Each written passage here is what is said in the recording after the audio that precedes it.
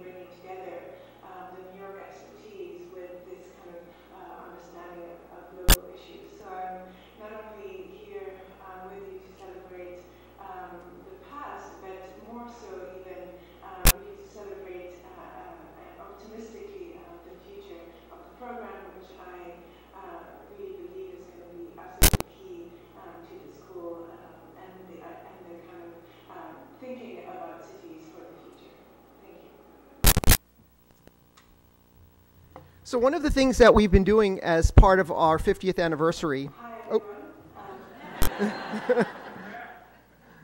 so we've started a video project to do interviews with alums, going back to people who studied with James Marston Fitch, through people that graduated from the program last year, and students as well, and a lot of this is going to be on our website. A lot of the interviews, Charlotte has been working really hard on this, and we're going to just show you a little excerpt that was put together from the interviews that we've been doing.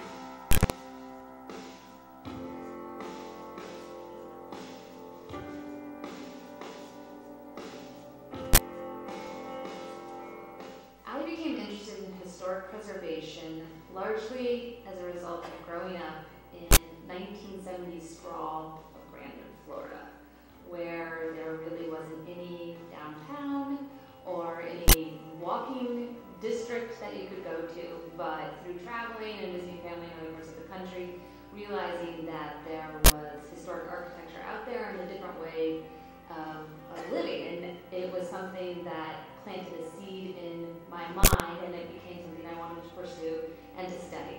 My earliest memory of historic preservation would be, I think I was around 10 years old. I grew up in a big house in a small town in Nebraska, and I remember my parents saying that they wanted to take out the wood storm windows and screens and put in aluminum storms. And I remember crying, and I don't even know where I got this philosophy that that was not the right thing to do to this house. But it came from somewhere. I got interested because of the sign in Avery Library that was offering a free summer in Hawaii. And it turned out that a free summer in Hawaii was measuring historic buildings. I think it was Iolani Palace. I knew that I was interested in art history. I knew I was interested specifically in architecture, but didn't see myself necessarily in a museum or any kind of traditional setting like that, so wasn't really sure what options there might be. So I was traveling and doing other things and was always gravitating towards architecture and thinking about what kind of person is responsible for making that architecture still hang around, still be there for us to appreciate. What I learned at Columbia has definitely had an impact in my professional career. First, there are people that I met here that I had the privilege to work with during my professional practice. But also, what you learn here is just not about materials, conservation, or theory. It's really about the overall idea of what preservation is about, or what it's supposed to be about. My experience at Columbia, it's changed over time, or how it influenced my career. At first, it was a great introduction to New York City. So having come from outside of the city, understanding how all the different neighborhoods, because old buildings don't come to you, you go to them. I think that one of the contributions this program has made is that, again, back to Jim Fitch, his idea of the multidisciplinary studio was very much part of the very beginning. And I would say that's probably the standard for all preservation programs in America these days, because it's really kind of core of how we work together. Fitch felt very strongly that you didn't have to be an architect to be a historic preservationist. And boy, was he ever right. And at that point, most people felt that if you weren't an architect, you couldn't be a preservationist.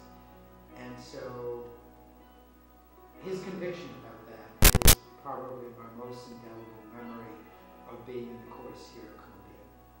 One of my favorite memories about my time at Columbia is what I call my Tuesdays with Jan. I worked part-time for Jan McClimon's office while I was a student, and Jan would teach on Tuesday afternoons, and I would work in the office Tuesday mornings, and he would give me a lift in his cab ride up to Columbia. It was any number of topics, whether it was a building that we passed that he had worked on, something about the Columbia curriculum that he was thinking about or rethinking about, or just some wonderful story about New York from 50 years ago. And I think that we have all of these opportunities to interact with professors as graduate students in an academic setting, and this was a very personal setting that really helped to shape my professional development. When we got to visit Fitch in his apartment, and And we went, and I was just somehow sort of surprised to see that he lived in such a modern building. And we had this great conversation with him. We asked him what his favorite building in New York was, and he said the Seagram building. And I was sort of surprised by that too. And it was just an interesting thing to realize that, you know, you can really love modern architecture and still do preservation. One thing that was very important, aside from the experiences of the professors and the high quality people that you get around, was also the students. Very engaging, very active, very smart people. And I made very good friends here. My friends in New York come from that period in the school. I graduated in 2005, and they're still my very good friends. I met my husband here as well in the program. This past the week, I went to a talk at the AIA, and there were several people there, you know, former students. They were not even in my class, but you know, you start meeting people and you have this relationship, and you always go back to your experience at the program. I think they foster a very good sense that this is for life. You know, you come in here and it's you're attached to it for a long time. I graduated 15 years ago, and I still get a little nostalgic when I have to walk across campus, and I still like to come up to Avery to do research. Here I am, the director of the program that I went to, and sometimes I walk in here in the morning to Columbia and I have to pinch myself because it's really hard for me to believe that I came from being a student under Jim Fitch, which was really inspiring, to following in his footsteps and being the director of this incredible program, and that I'm hoping to develop the legacy of this really fantastic place. I think preservation is at a really interesting moment right now, because I think that if you look at what's happening in the urban world, there's so many urban blogs, everyone's talking about architecture, everyone seems to have an opinion on what their neighborhood needs or what shouldn't be there, and I think it's this interesting moment where people are kind of, particularly people in their 20s and 30s, are starting to think about what matters to them in a place like New York. I think the challenges for preservation are to make it more relevant to the other fields, such as sustainability or new buildings. I think people don't understand that preservation is part of our everyday lives. We need to show that existing buildings require preservation and that it can be a really innovative and exciting field. Well, I think the program has gone from strength to strength, and I think it is a wonderful way to draw a lot of folks with different kinds of interests and skills into this really important multidisciplinary field, and everybody should just keep it up.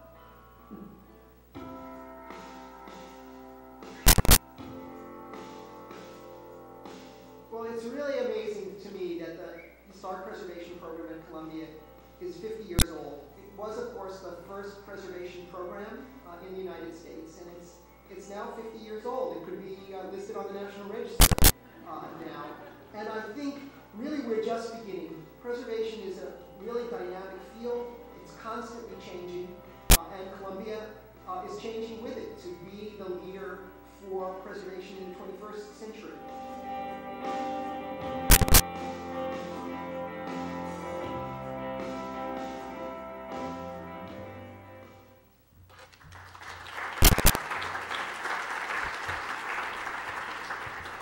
So I did all the interviews for this, and I had two conclusions from that. First of all, they were very moving. People had me in tears sometimes, but it's all about the people. It's all about us, and I think that that's a really key. That this is a field that's really about the dedication of really fantastic people, and a lot of them are in the room today. So I think that the applause really goes to everybody that is a student was a student, is involved in preservation, and is carrying this field into uncharted territory. If you were wondering what the backdrops were there, those are the result of two relatively recent projects that we've taken on. Some of those were the drawings from the design studio that we do now. In the spring semester of the first year, students with an architectural background do a design studio, and you saw some drawings from a studio on the IRT power station and a studio on the smallpox hospital on Roosevelt Island, and also a project that we do in the first semester studio now. We've just finished, actually. We had the reviews this week. We go to Woodlawn Cemetery in the Bronx, and every student gets a mausoleum, and they get the key to the mausoleum, and they have to do measured drawings and biographical research, and then they get to compare their drawing with the drawings in the Woodlawn Archive, which is here in Avery Library.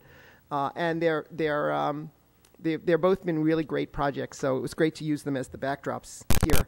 So enough from me. I'm going to introduce Jorge Otero Payos, who teaches history, theory, and design here in the preservation program, and is the person who really organized the day and to whom we really owe a great debt for the day. So, Jorge.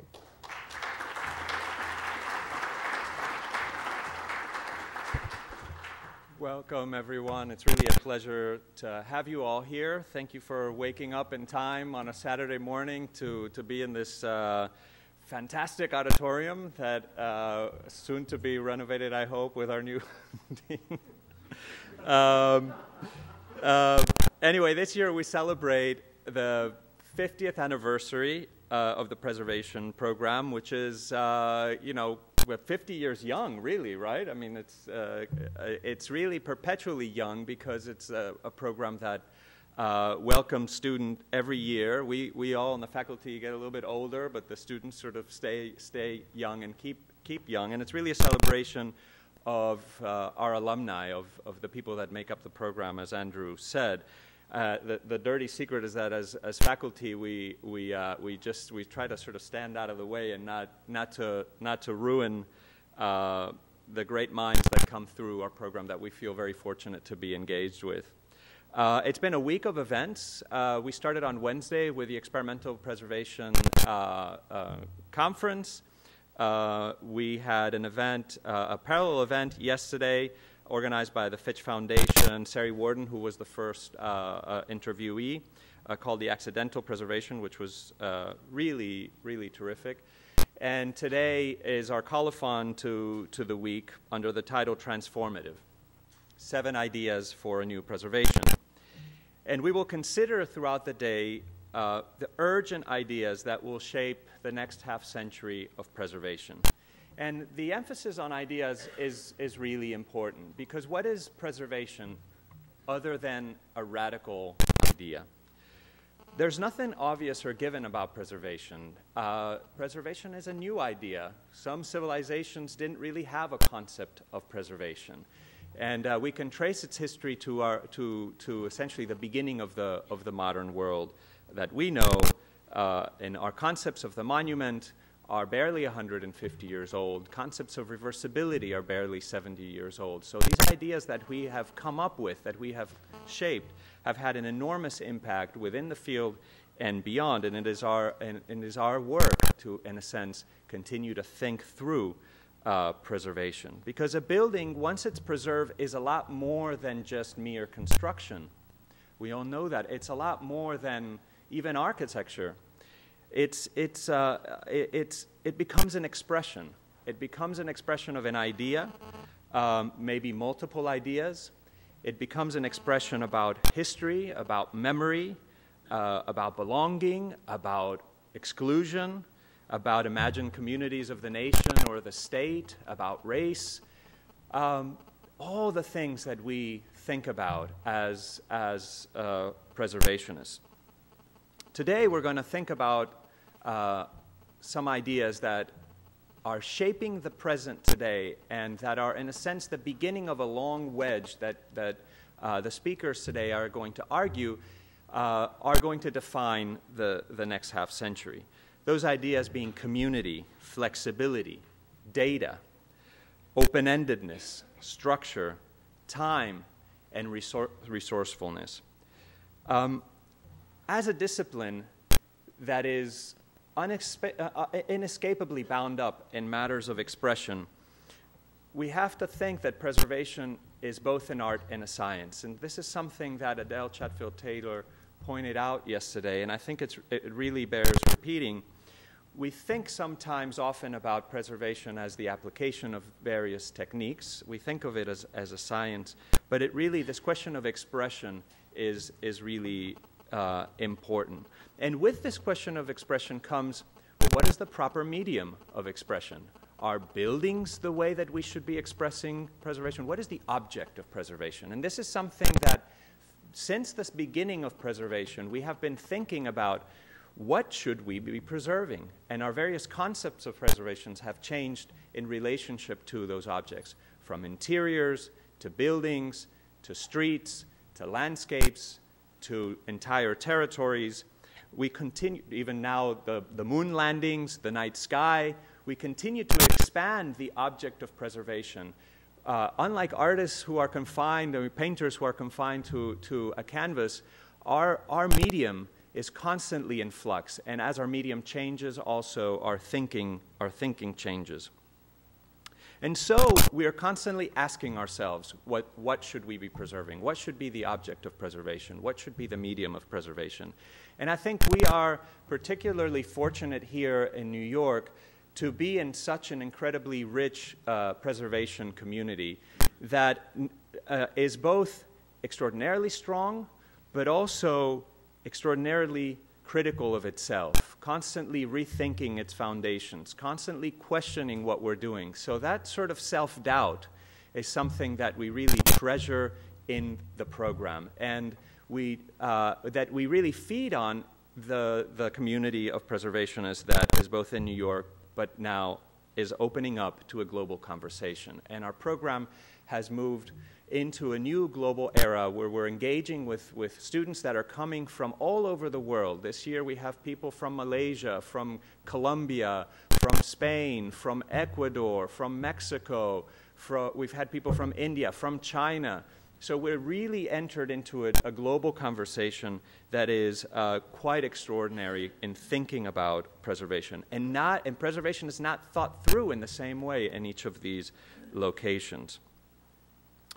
So as we move into a global conversation, we're also thinking about what are the proper methods for giving expression to preservation's ideas. And we have come up over the history of the discipline with the craziest methods for preservation. I'm always reminded of this when I visit Arlington Cemetery, which to me is a preservation project to try to save General Lee's home. Because as you know, General Lee moved from his house immediately when the Civil War began, and because of the Lieber Code, the Union Army couldn't actually destroy his house, even though he was the enemy. But they couldn't figure out how to not destroy it. So General Meade said, well, why don't we start planting graves around it? That way, we will make sure that he doesn't ever come back to his house, but we will also, prevent ourselves from feeling the desire to take it away. So they also put a tax on the house that General Lee had to come and pay in person. So the way that we tax and the finances of preservation, very much thinking out of the box of how do we do it, has been in a sense the hallmark of the field. And we form our ideas in relationship to a world that's changing. It's very different to do preservation here today than it was to do preservation during the Civil War. And I think it's in that light that we invite our distinguished speakers today to converse with us, because they have, in a sense, they've proven a rare capacity to understand the changing world that we live in today. And they have that perspective from very different points of view. You'll see that without wanting to really typecast them, because I would consider all of them as primarily preservationists, but you could think of them also as philanthropists, as a politician, an engineer, an architect, an artist, an activist planner. So it's from these multiple perspectives that they are informing our view of what preservation can be, the ideas that are worth engaging with, the objects that we are working with in order to advance those ideas in the world. And so I will be introducing each of the speakers today separately, but I will just tell you, you have the program, who they are. Michèle Pierre Louis, who's the former Prime Minister of Haiti and Executive Director of the Knowledge and Freedom Foundation. Tim McClimon, President of the American Express Foundation. John Ochsendorf, MacArthur Genius Fellow and MIT Professor of Engineering and Architecture. Adam Lowe, founder of Factum Arte, because they're in Spain, so Factum Arte. Peter Mullan, Executive Vice President of Friends of the High Line. And Ilaria Cavaggioni, Director and Coordinator for Architecture of the Superintendents of Architecture and Landscape Heritage of Venice and Lagoon. I have the sad news that Gunny Harboe will be unable to join us today, as his father just passed, but he sends his regrets, and we look forward to having him here on a different occasion. The format for today will be a series of talks of about 30 minutes.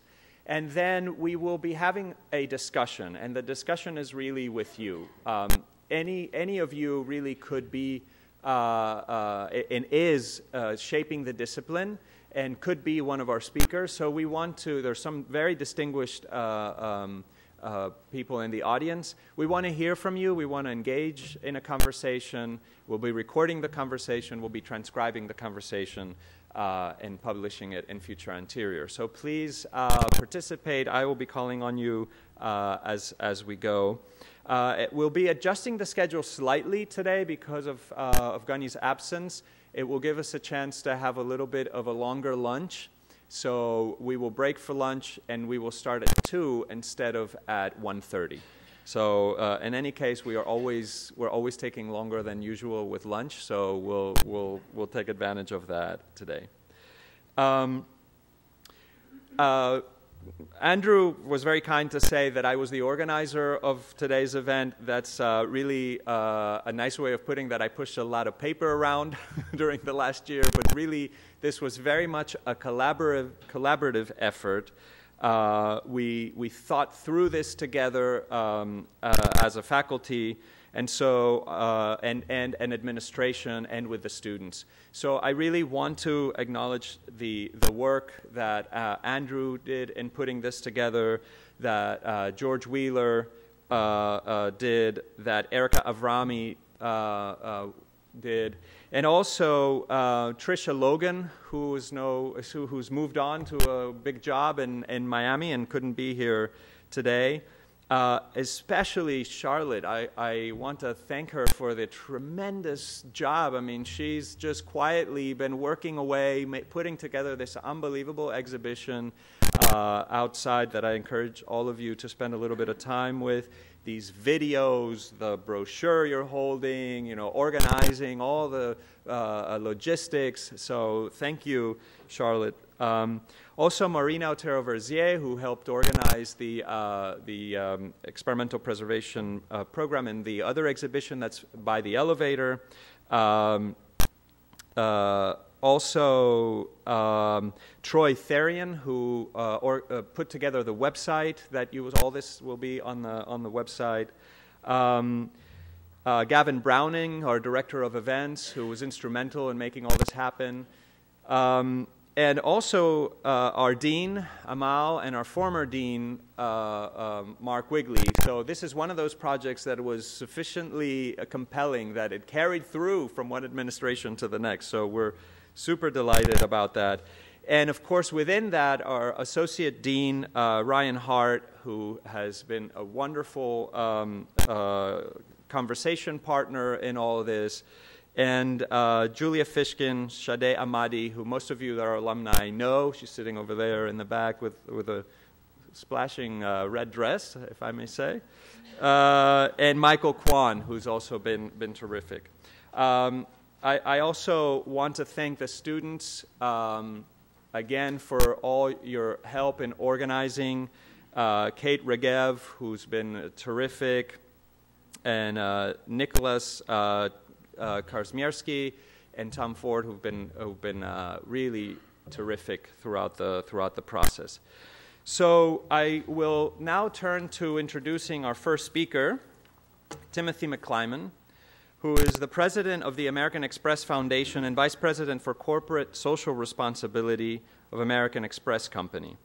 In this role, he directs all the American Express global social responsibility, philanthropy, and employee engagement programs. Mr. McClimon has been recognized as one of the Nonprofit Times top 50 nonprofit leaders, both in 2013 and 2012, and he also writes weekly on a blog on corporate social responsibility. His talk today is entitled Community. Please join me in welcoming Timothy McClimon.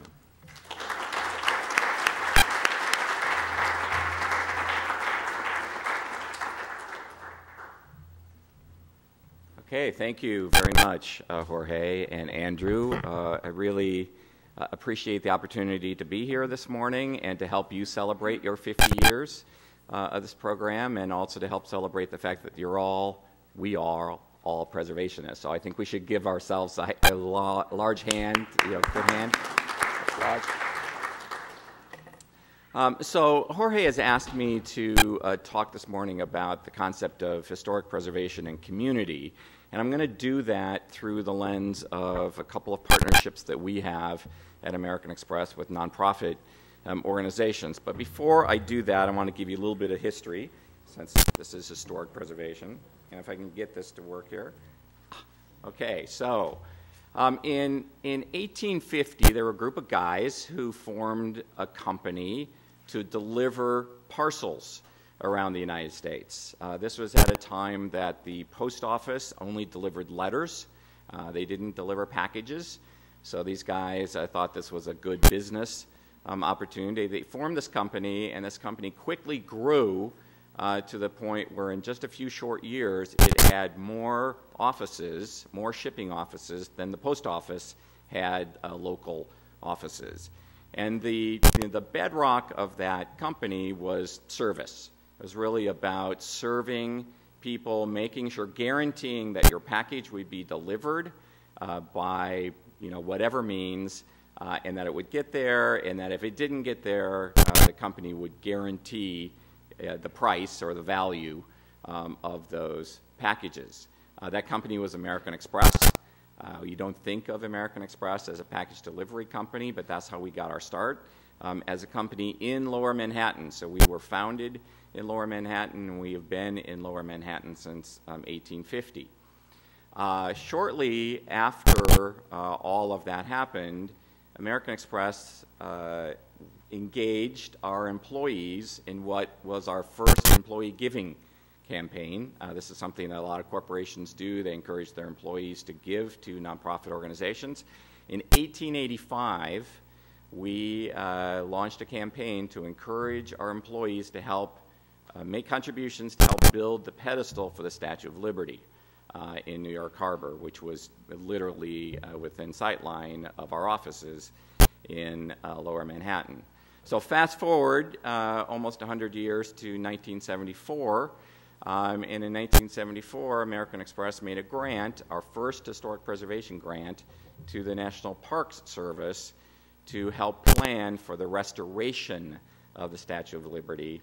And then in 1983, our company launched, which was the first national cause marketing program in support of the restoration of the Statue of Liberty. And that's one of those programs where if you use your American Express card, a portion of the transaction goes to support a cause. In this case, it was the restoration of the Statue of Liberty. So those three events really helped inform our approach to historic preservation, and we have been engaged as a company in historic preservation around the world ever since. But we've done that very much with communities.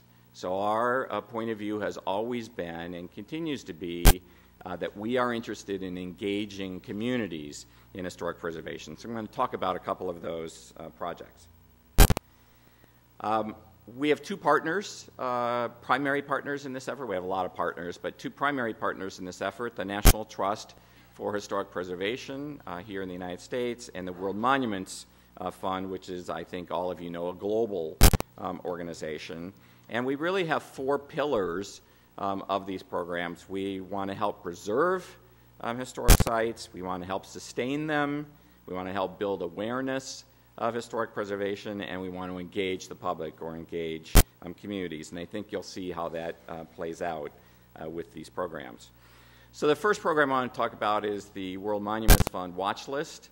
Back in 1995, the World Monuments Fund was looking for a way of bringing more attention or more visibility to the idea of historic preservation, and specifically to helping save endangered sites around the world. So American Express helped the World Monuments Fund create the watch list in 1995. The first list came out in 1996, and it was a list of the 100 most endangered historic sites around the world. And that program has continued now since 1996. Every 2 years, a new watch list is created, and it no longer is 100. Sometimes it's 65 or 75 or 85. So we're not sort of married to the number 100, but is a biannual list that comes out that really helps build awareness and advocacy for endangered sites around the world. But there are a couple of components to that watch list that I think make it really successful. One of those components is that it has both a local and a global focus. So anyone can nominate an historic site from their community, from their neighborhood, from their town, their country, whatever, and this is a way to engage local communities in nominating a site to be on this list, and these are typically sites that are endangered in some way of being destroyed or in falling down or deteriorating. And then those nominations are reviewed at the global level by a selection committee, which then ultimately announces those selections. And the way the World Monuments Fund approaches their work is that they help promote that at both the global and the local level. So they make global announcements, and we get a lot of media attention for these sites around the world. But we really work at the local level to ensure that local media and that local communities are aware of sites that are in their communities that are in danger of being lost. We also sponsor what are called Watch Day events. So in local communities, in sites that are on sites that are from the watch list, we do festivals and programs like this and a wide variety of public activities that help bring attention to those local sites that are endangered. And American Express provides funding for a number of those sites. Not all of them. We can't possibly do all of them, but through the years, we have provided over $15 million. In fact, now it's more like close to $20 million in funding to help preserve some of those sites, and we've in fact helped preserve about 150 sites around the world in 70 countries. But again, very much from the point of view of both global perspective and a local perspective. And as you can see, those sites are all over the world in every continent, including Antarctica. But we are proud, and I think the World Monuments Fund is proud of the fact that this program really seems to work at both the global level, but especially working at the local level. So with that, I want to turn to the National Trust for Historic Preservation. They came to us in 2006 with an idea that they wanted to bring more public awareness to the cause of historic preservation. So they obviously had been working since they were founded, I think in 1949, to help restore and preserve historic sites around the country, but they felt that there wasn't enough public awareness of historic preservation as a cause, not just as a series of sites around the country or in communities. And so we started talking about what that might look like. And I remember a meeting where a bunch of us were in a room together, and we were talking about how do you build public awareness of historic preservation.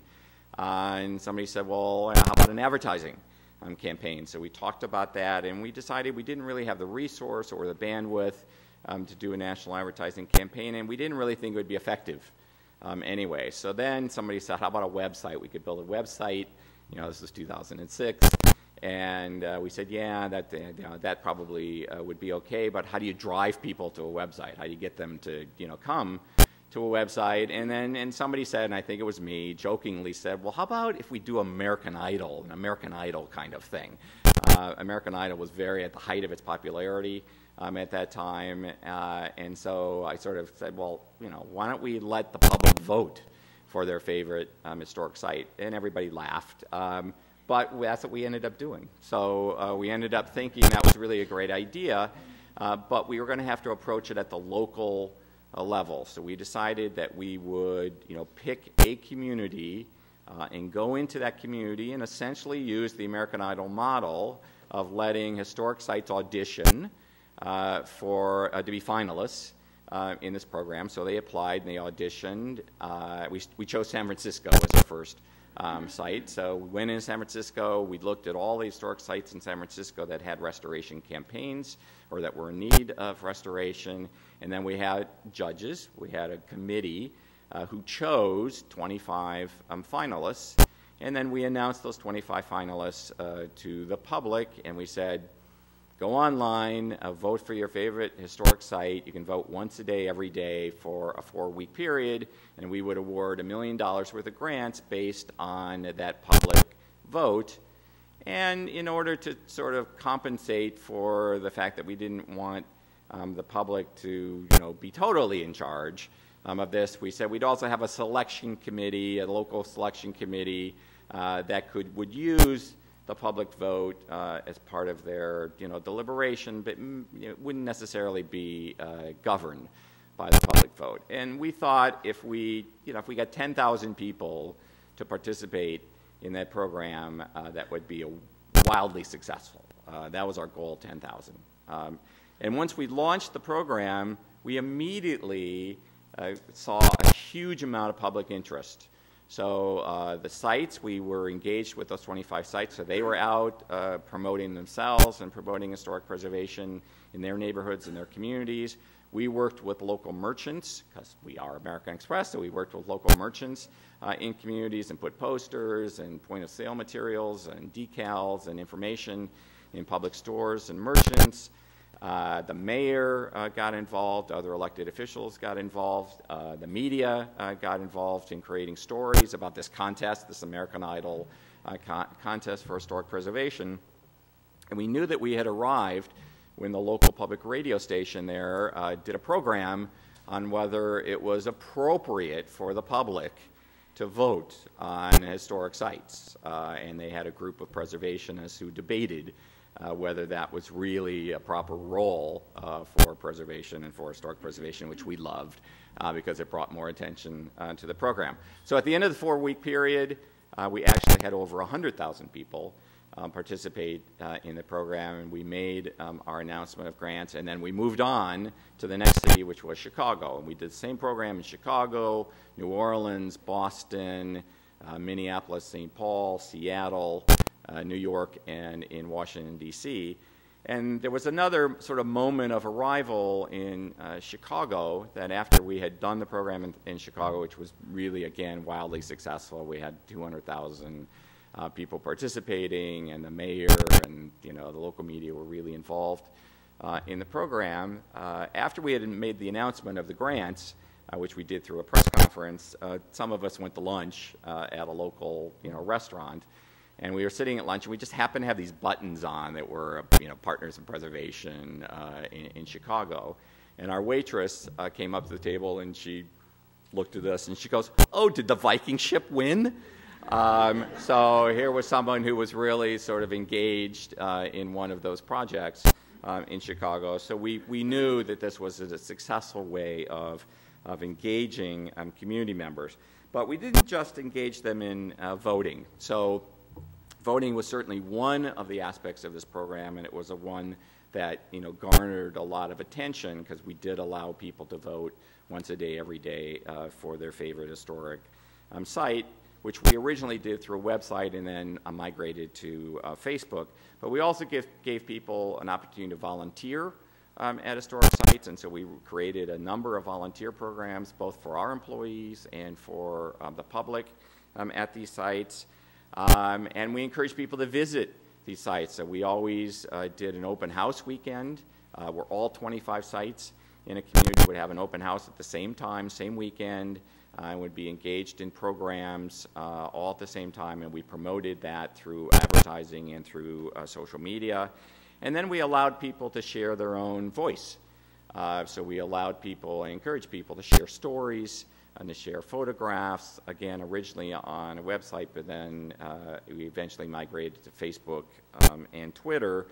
And we, really wanted people to share with their friends and with their associates and with communities how these historic sites had made an impact on them. So we basically kept the same model through all the cities that we did.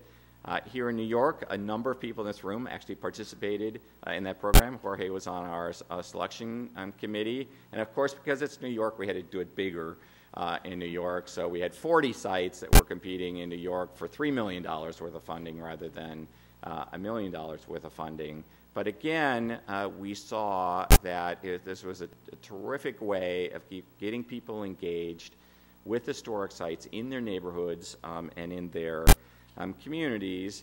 And one of the ways that we were able to do that is that we decided early on in the program that all of the historic sites that participated should be on the same level playing field when it came to promoting themselves to the public. So we spent a lot of time training historic sites on media relations, social media. In particular, in a number of cases, we helped sites set up their first Facebook pages or their first Twitter accounts, and we did all of that 3 to 4 months prior to announcing the sites to the public, so that all the sites would have 3 or 4 months to prepare, so that when we pulled the trigger and said go, they were ready to go, they were ready to launch their campaigns. And we found that this was not only an effective way of bringing a lot of sites up to the same level, but it was also an effective way of engaging employees at American Express who have a certain expertise in branding, in digital marketing, and marketing, and we could bring that expertise to those sites.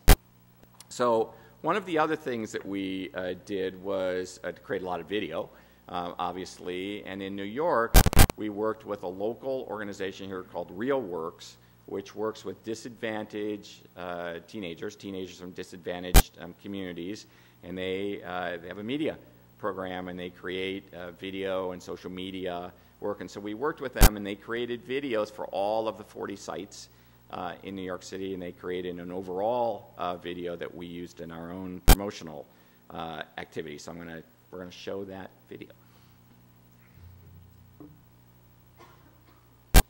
I hope.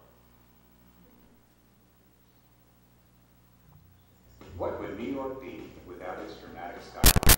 The breathtaking view made up of a tapestry of historic buildings, icons, and landmarks. New York City's historic places, both the familiar and obscure, are part of the city's fabric and make it one of the most exciting places in the world. Historic preservation helps maintain places that make our communities great, stimulate the local economy, and attract residents and visitors. 40 New York buildings, icons, and landmarks from all 5 boroughs will be competing for $3 million in grant funding for restoration and preservation. But they need your help. Your vote will help decide which sites are chosen. All New Yorkers and anyone who loves New York can vote for the preservation projects most important to them. Log on to partnersinpreservation.com and join us in helping make New York even greater. Great, thank you. Okay, next slide. There. Oh, yeah. So not only was this program able to bring a lot of public awareness to historic preservation as a cause, and also to generate a lot of support, because we gave over $15 million worth of grants to sites throughout this program, which was an 8-year effort. But we also saw a lot of impact on the sites themselves. And I just wanted to go over some of these things. So we did a number of surveys, and just looking at a survey that we did in 2011, we found that 82% of the sites that had participated in the Partners in Preservation program saw increases in visitors to their sites with an average growth of 310%. 77% expanded their social media presence with an average growth of 277%. 71% secured new partnerships with other institutions. 69% saw increases in donations with average increase of $60,000 per site. And 50% said PIP had helped them identify new volunteers with average increases of 140%. So the things that we learned from this program, 5 things that we learned from this program and also the World Monuments program. 1, keep it local. I mean, I think the whole concept of local is crucial to engaging communities. Communities are, in fact, local. You know, Tip O'Neill used to say all politics is local. You know, we feel that historic preservation is local. And so you really have to keep the program local and engage people in their neighborhoods where they live and work. The second part is make it tangible. So you got to give people something tangible to do. They have to realize exactly what's going on and how they can participate. And one of the things that we did in all of these programs with the Partners in Preservation is that the restoration projects that were identified were very tangible, easily identifiable, and explainable projects. So it wasn't just sort of a big restoration project that would go on for the next 50 years. It was something specific that could happen in an 18-month period. So 18 months was the maximum amount of time. So we wanted it to be, you know, short-term. We wanted it to be tangible. We wanted people to be able to get their arms around it and see that within 18 months of their participating in the program, something tangible happened in their neighborhoods. Give them something to do. That's what we've been talking about. You got to give them something to do, whether it's voting or giving or volunteering or expressing their own voice.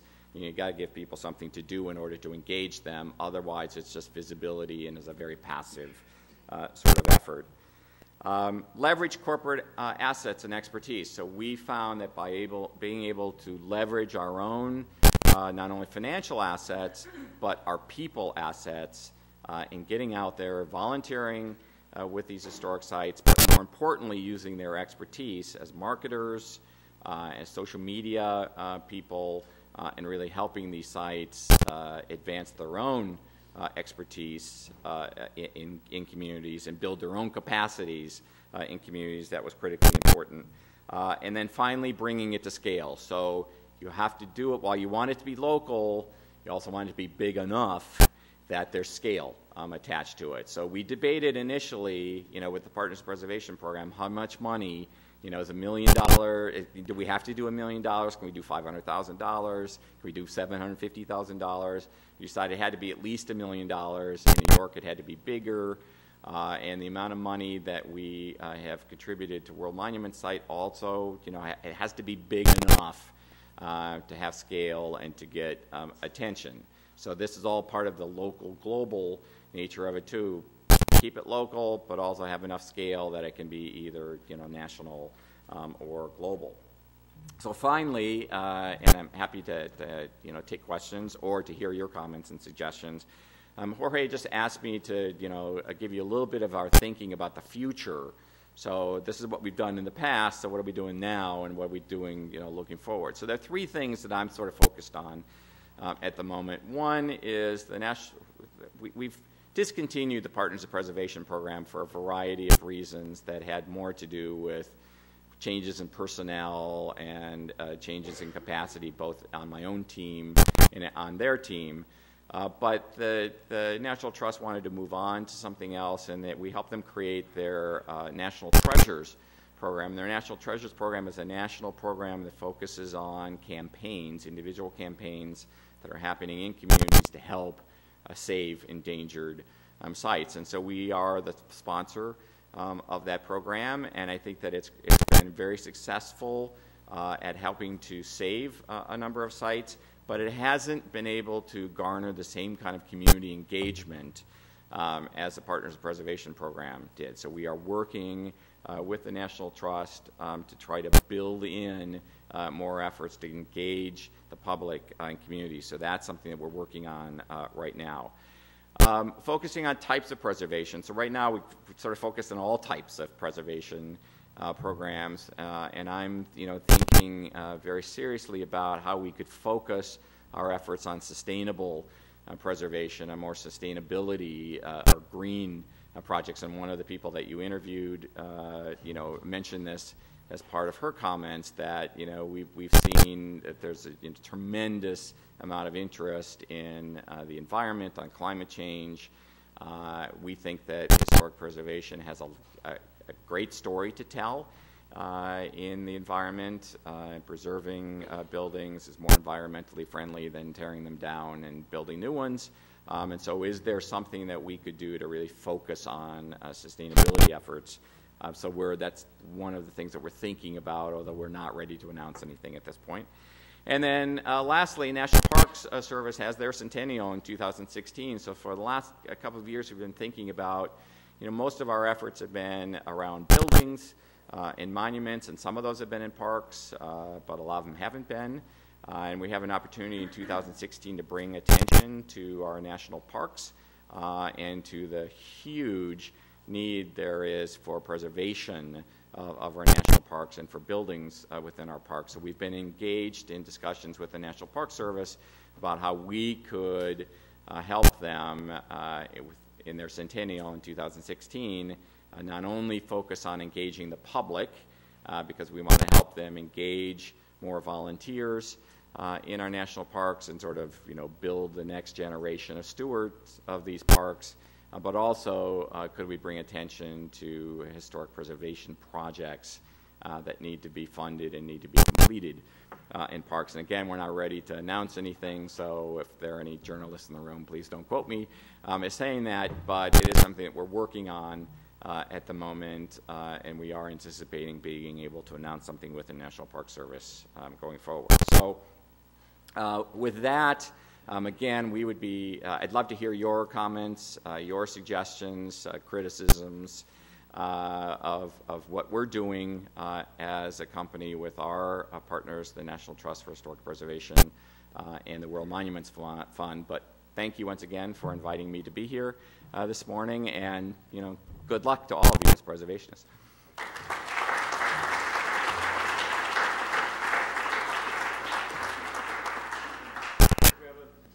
Questions, so if you just raise your hand, I will call on you. Paul, over here on the. The question I had was, just wait for the microphone. Sorry, because we will be recording it, and so unless you have the microphone, down here. We won't hear it. Otherwise. Okay. It's something of a request. I'm just wondering if you could speak a little more to the issue of what the specific corporate interests are in supporting this kind of enterprise, and especially I'd like to have a better sense of how those interests might be transferable to other corporate interests. Great question. We initially got interested in historic preservation because we're a travel company. So most of you think of us as a credit card company, it's financial services, but we're actually the largest travel company in the world as well. And we're always looking for ways of helping to support various aspects of our business. And the travel business is one that's undergone a huge amount of change in the last 20, 30 years. And so we were looking for a way of really promoting our travel business and really ensuring that these historic sites were open and accessible to the public and places that people could tour to. So that was the initial sort of impetus for it, but it really has grown to become something that is really very much about us as a global and a local company. So I'm going to come back to that global and local theme that we are a global company. We operate all over the world, and so we like to have programs that are global in scope, and we certainly think that historic preservation is one of those kinds of causes, one of those kinds of programs that can be global, but it can also be very, very local in a whole variety of communities around the world. And on top of that, there's no one else that's really doing it.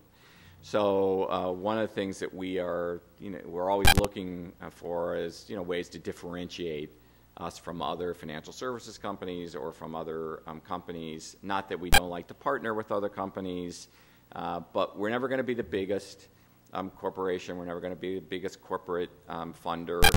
And certainly there are a whole variety of causes that we could support that we would have, a tiny amount of impact in those causes. But historic preservation, because there aren't really very many other companies that are operating in the space, we can have a huge impact with a relatively small amount of money. And I wish it weren't so. Actually, I wish that it would take a lot more money to have that kind of impact, because I wish there were a lot more players in that space and more competition, if you will, but there aren't. So, it's something that we're, proud to do and happy to do and have been doing for a long time. But it's really that global, local piece, which is very much a part of our business, which includes travel.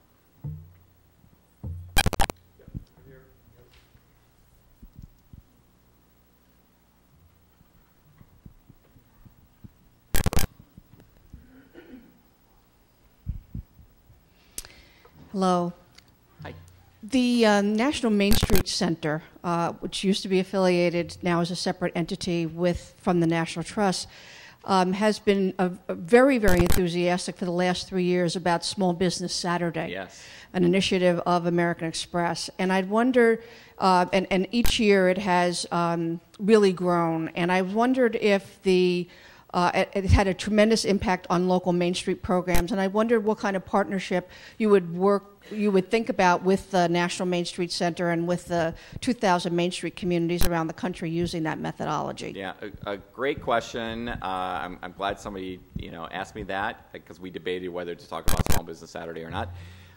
But yes, Small Business Saturday, for those of you that don't know, I hope you all do, is a movement that we helped create to encourage people to shop at small businesses on the Saturday after Thanksgiving. So the Friday after Thanksgiving, people go out to primarily the big box stores and they shop, at those kind of places, and small businesses were sort of left out of that in many ways. So we created this movement really to encourage people to shop at small businesses on that Saturday, and then the following Monday is Cyber Monday, where people go online and shop. And then there's Giving Tuesday now, encouraging people to give on Tuesday. But the Saturday is really, for small businesses. And the first year we did the program, we did, in fact, partner with the National Trust and their Main Streets program, and we created community events, again, engaging the community. We engaged community events in Main Streets around the country with the National Trust and with mayors and with other kinds of organizations all over the country, and we have continued to do that. But we've also, because it's a movement, not an American Express program, we've also encouraged other companies to get involved and to create offers and programs and get engaged in the local communities. And we are now, just as an aside, that program has been now adopted in the UK by the government there, in the UK, in Australia, in Canada, in, several other places. So it's become a global phenomenon, basically, as a way of encouraging people to shop small businesses. But definitely Main Streets, very interested in Main Streets. We are partnering with a whole variety of organizations. I don't think that we have something specifically going on with the Main Street Center this year, but we could, and we should talk about it. Absolutely. Right side. Sorry, yeah, and we'll make you run around.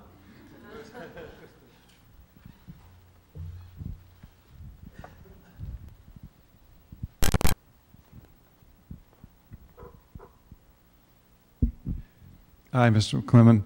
Hi. Dick Williams, class of 76. I wanted to ask if you could give us a peek at how you're approaching sustainability and preservation, an example or something like that. Thanks. Yeah, I would say that we're very much in an exploratory stage at this point. We've been talking to the National Trust and some other organizations that are focused on this space. I've been doing a lot of reading about sustainable preservation, and we in fact have a meeting in a couple of weeks with the National Trust and some other organizations to talk about how we might move forward. I mean, one of the things that I've gotten interested in, and this has some relationship to the parks, centennial in 2016 too, as a way for us to kind of marry those things together. But we have, a sustainability program at American Express, which is part of my group.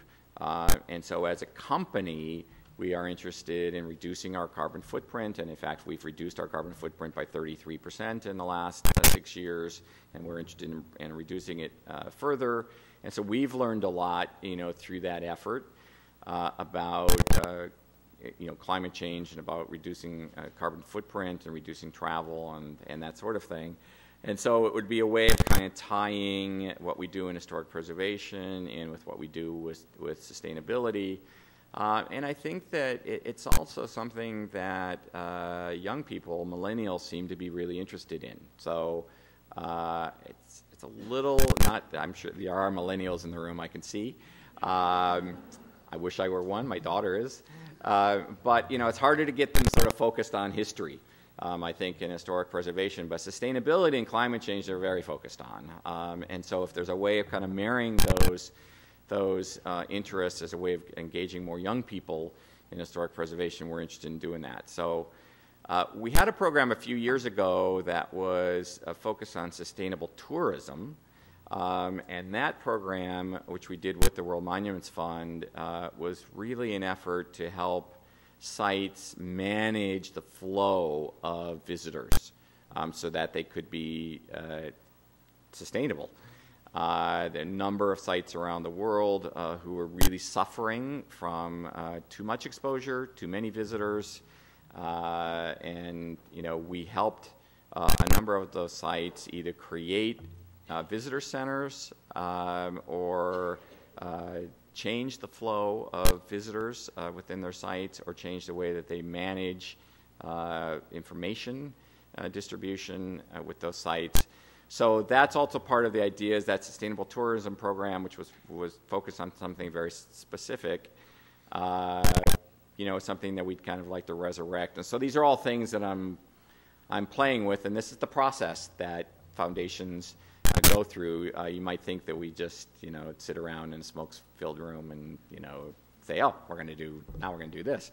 But actually, it's usually a fairly lengthy process of engaging a lot of partners in discussion and, deciding what would be appropriate, not only to help fulfill a community need, but to do something that's appropriate for us as a company and that we could engage our employees in as well.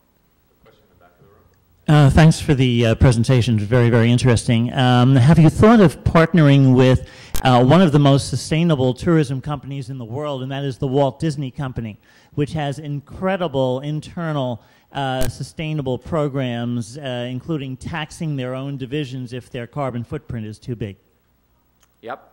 Yeah, definitely. I mean, one of the things that we would be interested in doing is to partner with other companies. We certainly know Disney very well. They're a partner of ours in business, and I know the philanthropy and CSR people there very well. So yes, I think Disney is a great example of a company that we could partner with and that we would love to be associated with. So thank you for that idea. Thank you for this presentation. I visited Statue of Liberty, Ellis Island, before American Express was involved, and it's wonderful what has been done.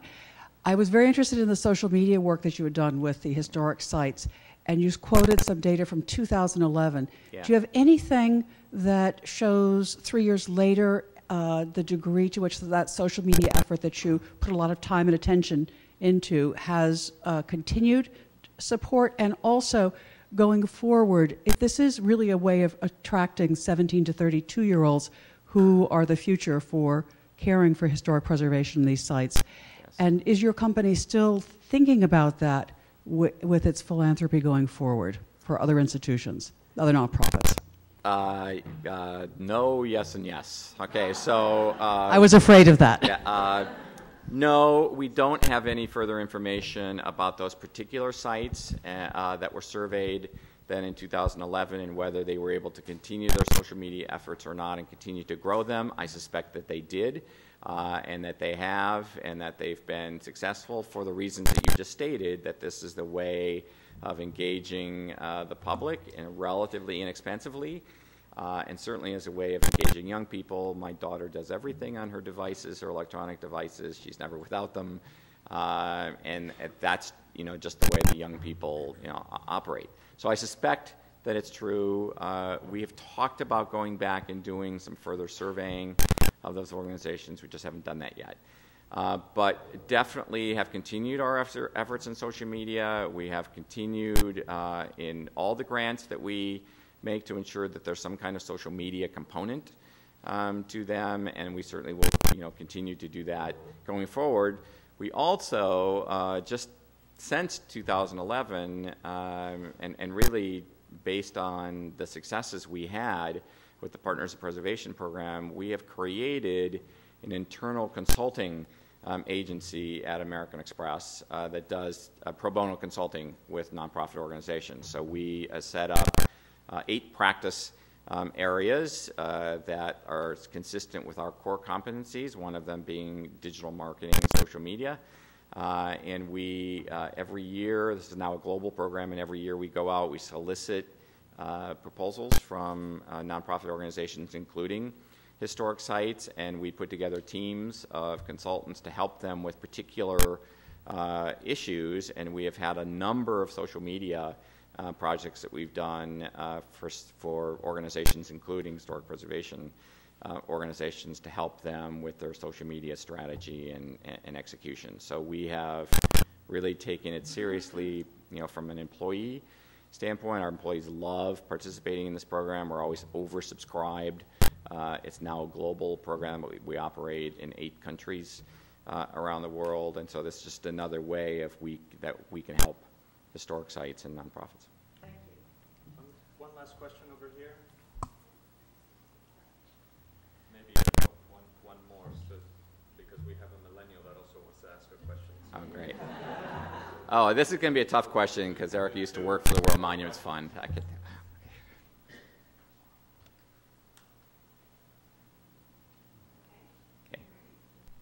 Is it on? Yeah. There we go.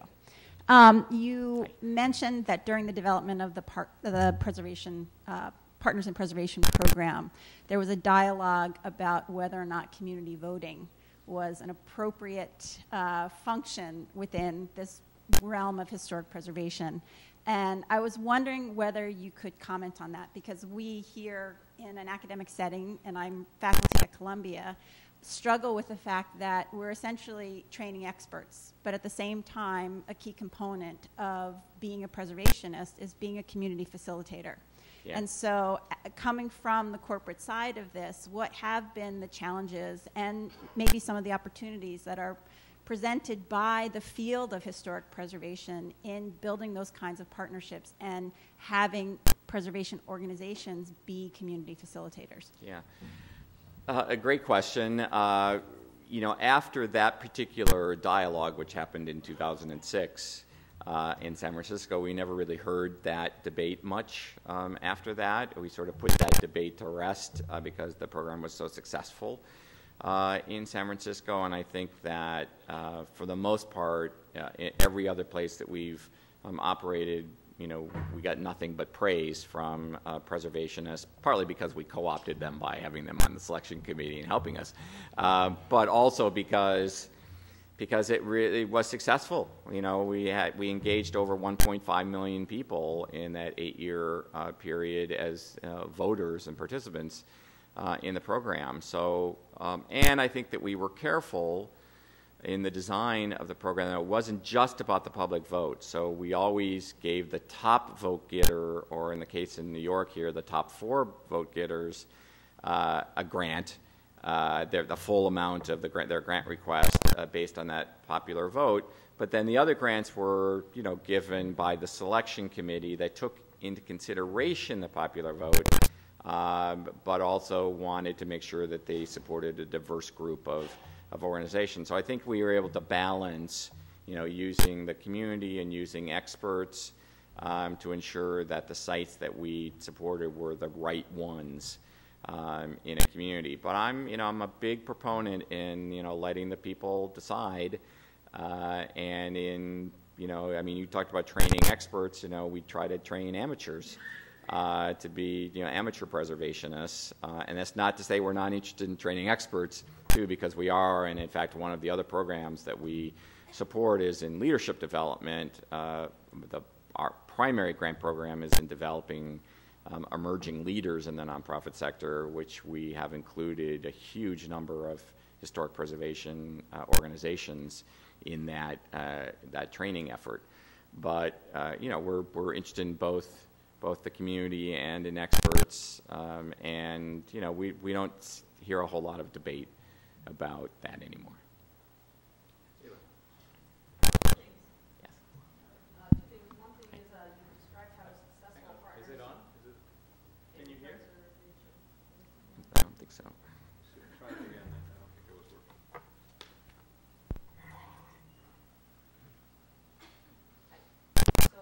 Described how successful Partners in Preservation is. Tell me one more time why you don't do it. Why we do it? Why you stopped doing it? Why we stopped it? Oh, yeah. Just so I can. Well, I mean, hey, just like American Idol kind of ran its course and was really, really successful, and then people, sort of got into voter fatigue. That program kind of ran its course as well. We originally designed it as a 10-year program, and we ended it after 8. As I mentioned, the National Trust had some change in personnel. We had some change in personnel. I used to have a person devoted exclusively to historic preservation, which I don't anymore. And we did see a lot of, voter fatigue out there, like, don't send me another email, message asking me to vote. So we thought that we could focus on other ways of promoting historic preservation in communities, which is why we helped create the National Treasures Program with the National Trust, which again is focused on historic sites in communities, but from a more national perspective. And while I think that program has been successful at saving sites, it hasn't been as successful in engaging the community. And so we're working with the National Trust on trying to come up with more ways of engaging the communities, which may not include voting. They might include some kind of voting, but we're looking for the next big idea, the next American Idol idea. So I guess that ties into my next thing, which is a little bit of a criticism, is why the danger of sort of deferring responsibility to corporate entities of being the people that finance historic preservation. Do you think that if you push a little bit of that responsibility onto a corporation, you're taking away from governments, especially local governments, to be the ones to say, yes, this is important, and I'm going to tax you because of that? And I think this is a good example of when people get voter fatigue and branding in their face, it might not work out. Yeah, I don't think their fatigue was all branding, because the brand, as you may have seen, the brand was always Partners in Preservation, with American Express and the National Trust for Historic Preservation as equal partners. So this was not a branding about American Express. But yeah, hey, can local governments be responsible for everything? I think the answer to that is no. They don't have the capability or the resource or even, I think, the desire to be responsible for everything. So public-private partnerships, while that's a cliche, they also work. And we were very careful in engaging mayors and local governments in all of our programs. I think the World Monuments Fund would say that one of the big advantages of the World Monuments Fund watch list is that sometimes wakes up local governments to the fact that they have historic sites in their communities that need support and need restoration. And so to the extent that we can work with local governments as partners, we want to do that. So I don't think we think of deferring to American Express or deferring to corporations. We are just out there helping, as partners with local governments and within nonprofit organizations around the world in a way that makes sense for us as a business. And I want to thank you for your extraordinary presentation, for your thoughts about community, and for this idea that as we move forward with rethinking what a community is, we have to keep very much in mind this question of media, and the way media is no longer something that is sort of a monopoly of some newspapers or television channels, but now has become a real social reality with communities participating actively in shaping that media. And the other important lesson, I think, going forward is the role of philanthropy in preservation. America is quite unique in the world in that every one of us is a philanthropist. I'm sure all of you donate something to somebody in your everyday lives, and it's part of what we do. That's very unusual in most of the rest of the world. Coming from elsewhere, I must say that that's quite unusual. Most people think of their contribution to the public good to be through their taxes, and that's where it ends. So this question of philanthropy and community that extends between the private individual and the corporate social responsibility is something really quite unique, and American Express has led the way in corporate social responsibility. So we're really fortunate to have had your thoughts, and thank you.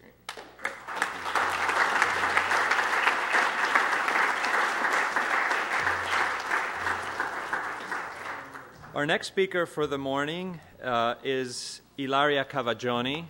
Ilaria is an architect and head of the equivalent of the Landmarks Preservation Office, the Superintendency for Architectural Heritage and Landscape of Venice and the Lagoon. As such, she oversees essentially everything, because every building in Venice, the lagoon, everything you look at when you land in Venice is essentially regulated and controlled, and must go through a very strict oversight of the local office. They get involved not only in aesthetics, but in means and methods.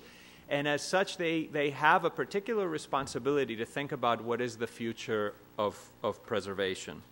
Ilaria is going to be speaking on that note about flexibility as the idea that we need to be thinking about. So please join me in welcoming architect Ilaria Cavaggioni.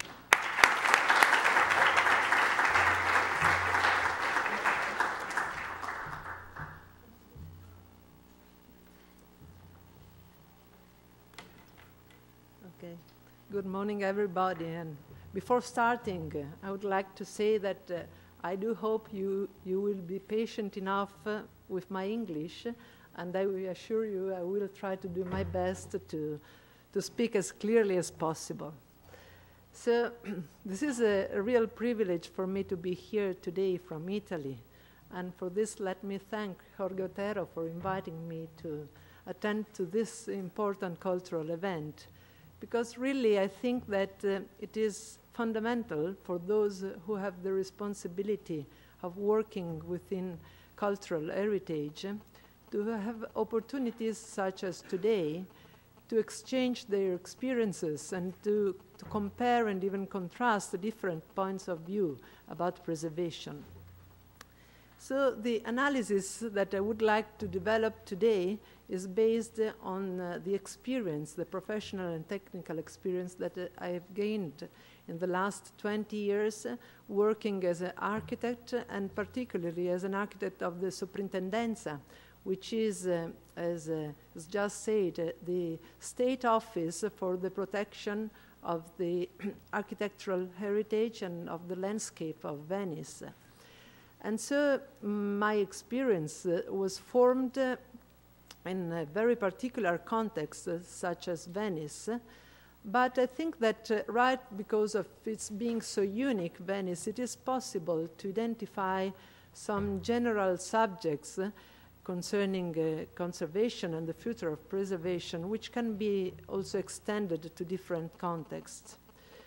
So I would start talking about the changes, because in the last 15 years, I think there are some relevant changes that have occurred and that require to imagine a new perspective for conservation. And how does it work here? Right. So the challenge for preservation in the near future, I think it will be to find a right balance between, on one hand, the very strict theoretical and scientific principles that, of course, we need for preservation, but that if they are extended to a large architectural and historical heritage, they may slow down or even stop the working process. And on the other hand, the risk that if we work without any rules, we may lose the cultural and the technical control of the interventions. So what has really changed in the last years, and why do we have to find a different approach to conservation, which is cultural before technical?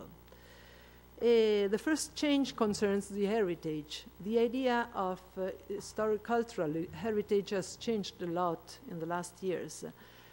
The general attention is now focused not anymore only on monumental buildings, but on a large architectural historical heritage.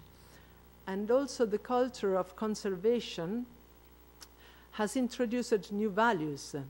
In the past, we considered as prevalent just the value of the artistic, the aesthetic, and even the monumental values.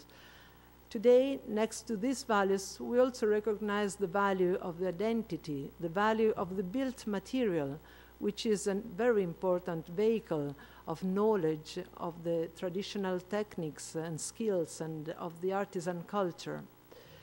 And today, even the landscape has become part of the cultural heritage.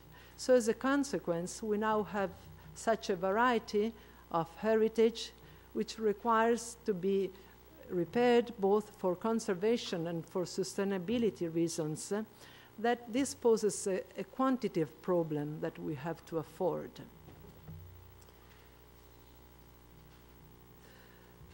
Then also the relationship with the city has changed. The post-industrial city has become the site of the conflicts, as it's very well described by the Italian philosopher Massimo Cacciari in a little paper titled The City. It is the site of conflicts because we expect from the cities to be the place of memory, the place where people can feel part of it, where you can recognize, where you can feel safe and protected. But at the same time, we expect that the cities are as efficient and functional as a technological machine. So this two opposite way, this opposite expectations makes conflicts, generate conflicts, of course. In the contemporary city, the architectural syntax seems to be lost. In the recent times, most of the buildings of industrial archaeology have been transformed into museums, markets, even hotels. And so the building which belonged to the productive area of the modern city, which was developed near but outside the old town, is now becoming part of the old town. And so in this situation, it is inevitable that the historical heritage is involved into the transformation process. Then we have another very serious change, and which concerns the social use of the cities. In Italy, the so-called art cities are increasingly exposed to pressure due to tourism, which is increasing very much. And tourism, of course, it represents an economical resource, fundamental economical resource, but at the same time, it may produce serious damage to the heritage if it's not well controlled. In Venice, we have more than 20 million people visiting the city every year, and they have already predicted that in the next 5 years, we will have 8 million people more coming. So this is quite a serious situation that we have managed with and resolved.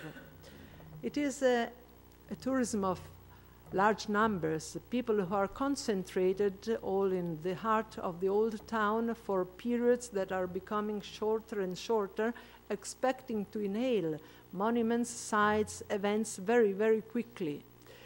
And so this kind of tourism, I would say, a tourism of new generation, it requires serious changes to the city. In Venice, most of the residential buildings, the residential palaces, have been transformed into hotels in order to host all these people coming to the city.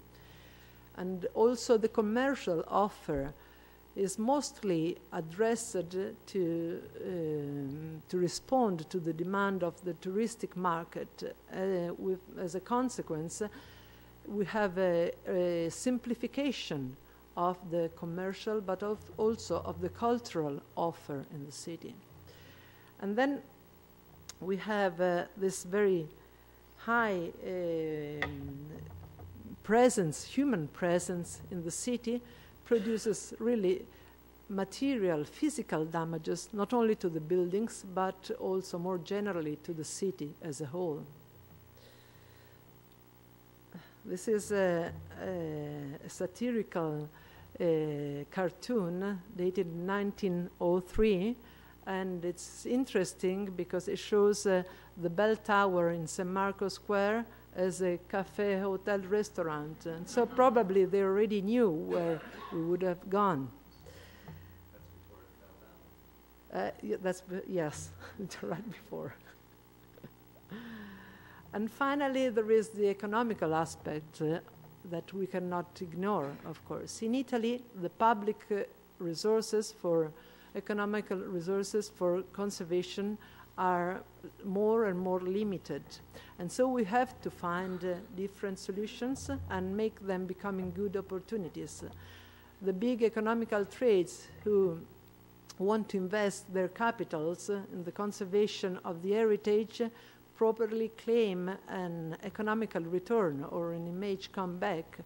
And so the heritage has to become economically attractive, but at the same time we have to avoid the risk that it loses its authenticity. So what are the consequences? I think that if conservation doesn't change its approach to the historical heritage, we may have a double risk. On one hand, if the heritage is not involved into the transformation processes, it will quickly decay, and with the consequence of a material loss of the buildings. So this is what is happening to many of the historical buildings which stays on the small islands in the lagoon in Venice. They are just not used, and they are just left without no maintenance because of the shortage of money, and so they are ruining. But the other risk is that if, on the contrary, the heritage is engaged into the transformation processes, the risk is that the alteration, the replacement of constructive parts of the buildings are so extended that the building may lose their identity, and without being at the same time functional enough for the contemporary use. So, what can we do? This is quite a good question, difficult question, but we can just try to give some answers to this. I think that conservation cannot be considered a choice self-justified anymore, but also conservation has to respond to economical, social, environmental issues in accordance with the principles of sustainability. We cannot think anymore that conservation is a circle of people, of specialized people who remain closeted inside their scientific and protected world without relating with the external and without explaining what they are doing. But we can't think that buildings are untouchable, historical buildings are untouchable anymore. Of course, this doesn't absolutely mean that we can reduce our level of attention and of care of the buildings. On the contrary, demolition manipulations have to be exceptional in any case, because every loss is irreversible, and it will inevitably reduce the knowledge deriving from the built material. But we have to question the reuse of the historical buildings, and of course trying to find compatible use with the building. The idea of compatibility has not to be considered in opposition with that of modernity, and contrary, it is necessary that this includes the research of a new design.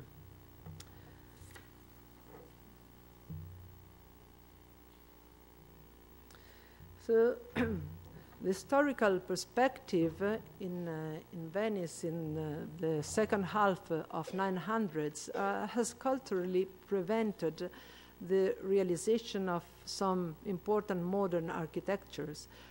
Projects such as the new hospital designed by Le Corbusier in 1964, or the new Congress Hall designed by Louis Kahn, have never been realized.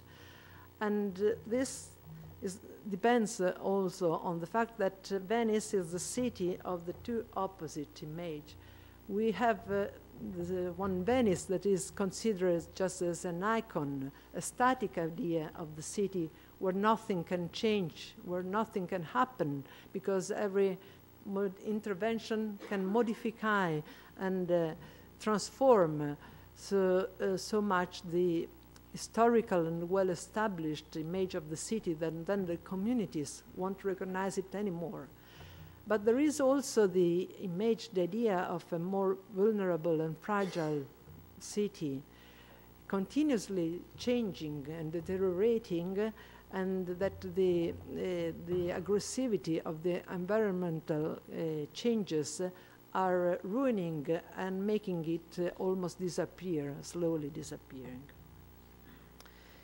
But the new, different approach of contemporary architecture to the historical building, and the awareness that today the flexibility may represent the guide for the projects has permitted in the last years some important and interesting transformations in the city, which are not limited just to single buildings, but are extended also to urban areas.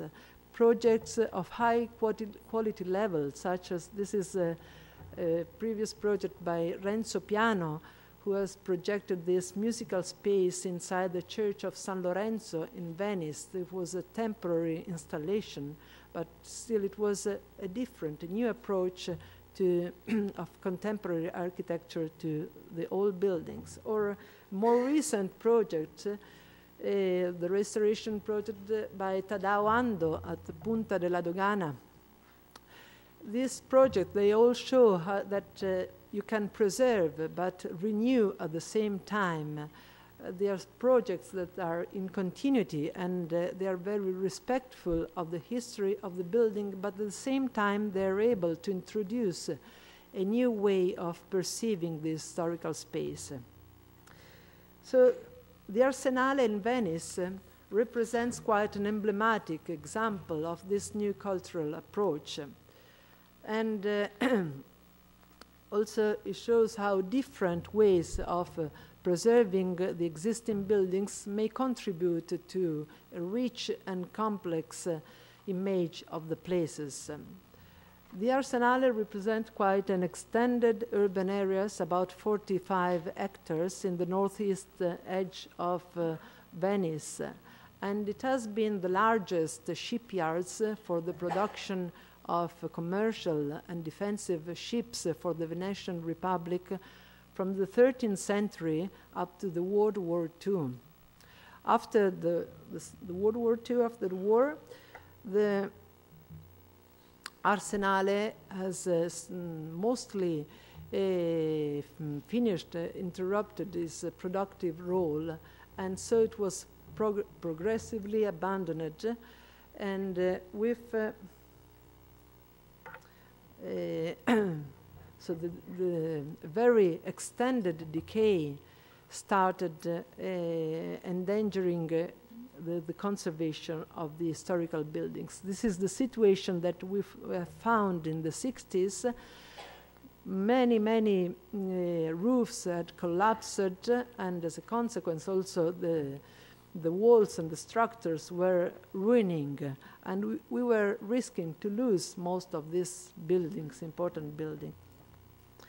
So many studies and research were carried on and developed by the public authorities and by the universities, first to have a better knowledge of this huge architectural complex, and then to try to identify different possible ways to save the buildings of the Arsenale. And in the 80s, the Soprintendenza was finally able to define some important guidelines that have steered all the interventions in the Arsenale in the next 30 years. And of course, the criteria of these guidelines have changed during the years according to the different character of the buildings, to their state of conservation, to the possible use of the building, but especially to the experience that was gained during the time, and which is a fundamental fund of knowledge, which help to improve the project and to improve, to find better technical solutions more compatible with the historical buildings. So the first works which were carried on by the Soprintendenza were directed to face emergencies in order to guarantee the safety of buildings that risked to be lost. And works of this nature concerns the two famous buildings, Le Corderie and Le Gaggiandre, which, if you have been to the Arsenale visiting the Biennale, you probably know. There are 16th century buildings which were repaired with very strict conservative standards. But soon it was clear that just these urgent interventions weren't sufficient to guarantee the preservation of this big complex in long terms. It was necessary to think how to reuse these buildings and to find compatible uses with the buildings, because the use of historical buildings, the theme of the use, it's as important as delicate and difficult, because if the buildings are not used, as we have just seen, they quickly decay. But if the use is not compatible, we risk that to have irreversible changes that will make losing the authenticity of these buildings. So finally, we have to find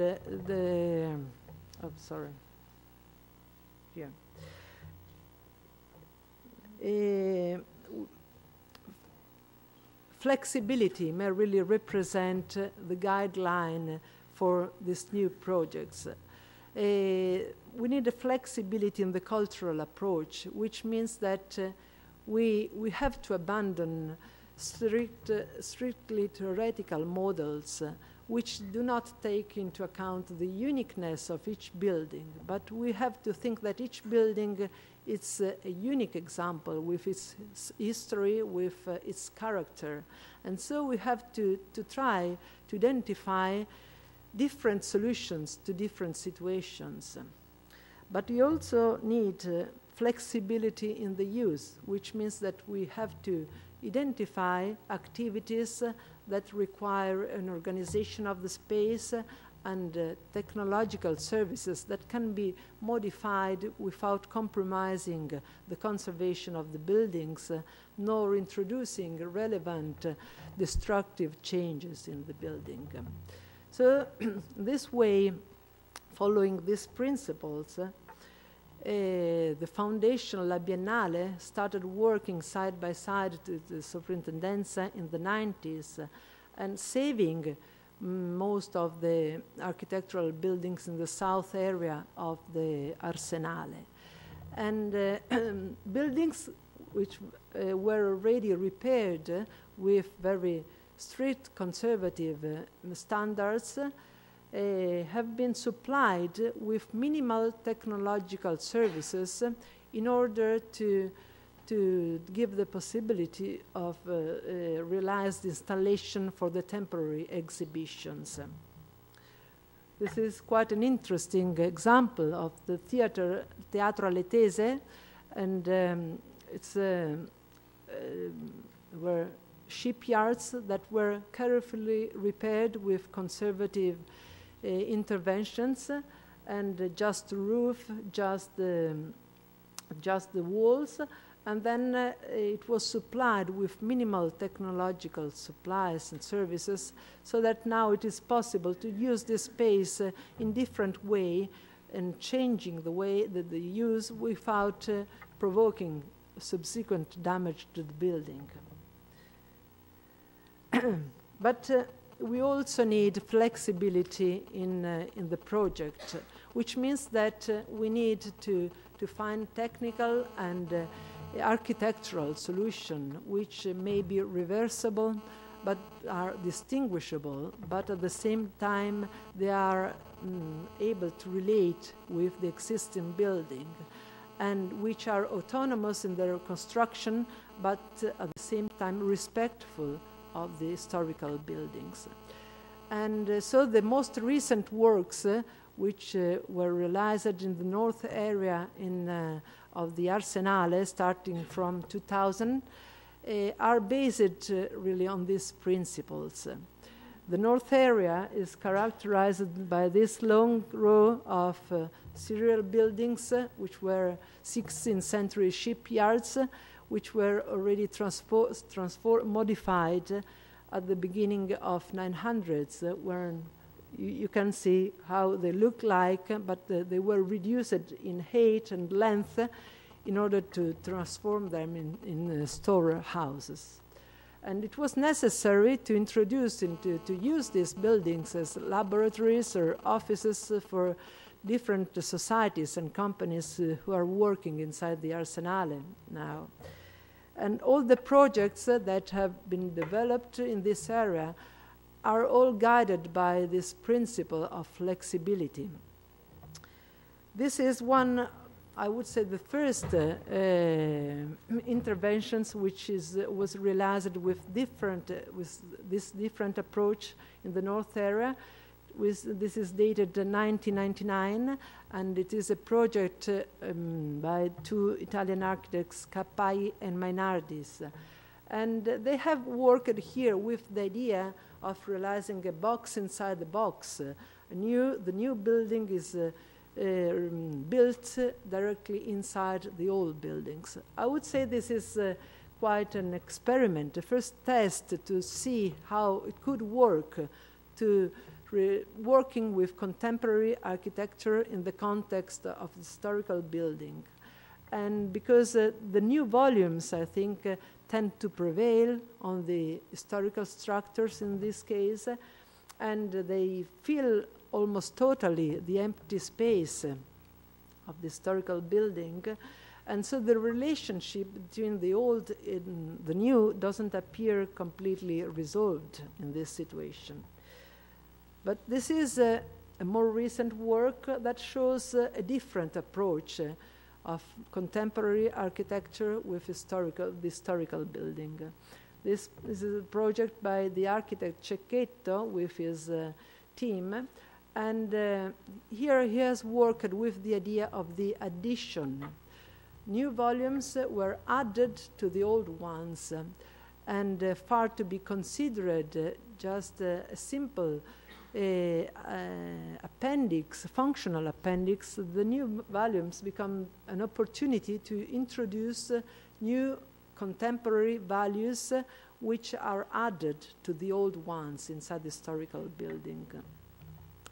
And here on one side, the historical surfaces have been very carefully repaired with a very deep attention and respect to all the physical traces still recognizable on the walls, on the surfaces of the walls, because they represent the history of the building. But, and in this case, the knowledge is essential. The knowledge, deep knowledge of the building is essential to guarantee the quality and the consciousness of the interventions. But at the same time, the new volumes are inserted inside the buildings to give form to the space and also to respond to the functional requirement, because all the technological services are hosted in the new structures, and so the historical walls are protected and they're not damaged at all. And here the architect has worked with the idea of the addition, as I said, and the project recalled the idea of the ships. The new volumes recall the idea of the ships that were realized and were built inside the shipyards. And the long passage, the air passage that he has realized and which connect the new volumes, it also underlines and stresses the fact that the historical buildings were all connected by this big arcades through where the new passages are passing. And so the quality of architecture, of the quality of the project represent the fundamental condition for guiding the construction of new architectures, contemporary architectures inside historical buildings, with a great attention to the details and a great research of new and technological and innovative materials. In this case, the use of the smooth, uniform, and reflecting, shiny surfaces of the metal that is the finishing of the new volumes appears shocking in contrast with the rough and the irregular surface of the brickworks, but some way helping the light coming from the roof. These surfaces, the new surfaces, help to light the space, and at the same time they emphasize the quality of the old surfaces of the building. And this is a very last example, which is a quite recent work realized in 2012 by two of the Italian architects, Magnani and Pelzel. And they have make this conservation project for the Tower of Porta Nuova. This is a 19th century building which was used to install the masts on the ships. And in this case, the architect wanted to work with the idea of grafting. The action of grafting, inserting inside the building presumes that the damaged part of the building is totally compromised or missing, and so we need to work locally and in a very limited way and in a very compatible way in order to avoid future rejection from the buildings. And so in this case, the architect have introduced contemporary signs that have their own identity, but which relate, I think, very well with the existing building. And they have inserted these new staircases, you can see on the right, and next to the old one. The old one was left there, was carefully repaired, but of course we can't use it anymore in safe conditions. So the new staircases, it doesn't only resolve the functional connection, vertical connection, but it becomes also an opportunity to offer a different way of perceiving the empty space of the historical tower. So, in conclusion, in the light of all this experience, I think that we can probably consider that if conservation does not remain closed into its theoretical circle, but is able to have a more flexible but still strictly scientific cultural approach, it can become really the engine that can start dynamic process of regeneration, which are not limited to single buildings, but that can be extended to urban areas where past, present, and future are in continuity, and assuring in this way a real preservation of the heritage. Thank you.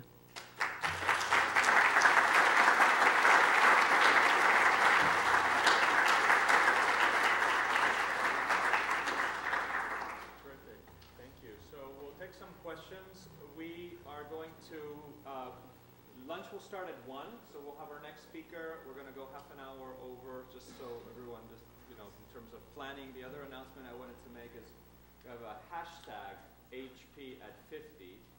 No, sorry, yeah, HP 50th. HP 50th is the hashtag. I know some of you have been tweeting. So just in case some of you want to join that parallel conversation going on. So Ilaria, thank you for that fabulous talk. It's wonderful to hear and see all those really thrilling examples from Venice. Are there any hands? Yes. Wait for the mic. Thank you so much for your view on how we integrate contemporary and historic buildings. I had the question in terms of your 20 million or 28 million tourists and the wear and tear, and I think we've also seen the cruise ships going through the Grand Canal, and just kind of, it's, I know, part of the economy, but at the same time, the local residents are approximately 60,000 now in Venice. So how do you balance the needs of not just the tourists, but also the residents and their ability to adapt some of their buildings to contemporary life?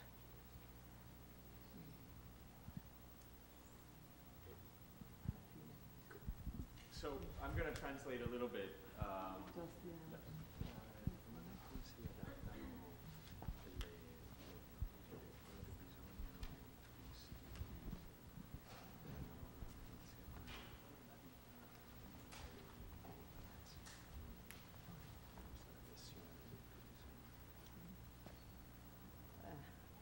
This is difficult to say. We are trying to manage it because I think that we must be able to address to guide the tourism to different goals, to appreciate different things in Venice, and because most of these people just come for a few hours or just a few days, and they're all concentrated just in the San Marco Square, Rialto area, and that's all. And they just take off of the city, just a part of the city. But we think that we have to develop more different, interesting. For instance, we have to incentivare. Give incentives. Give? Incentives. Give incentives to the traditional techniques and the skills, because tourists they know the wrong, the wrong aspect of the city.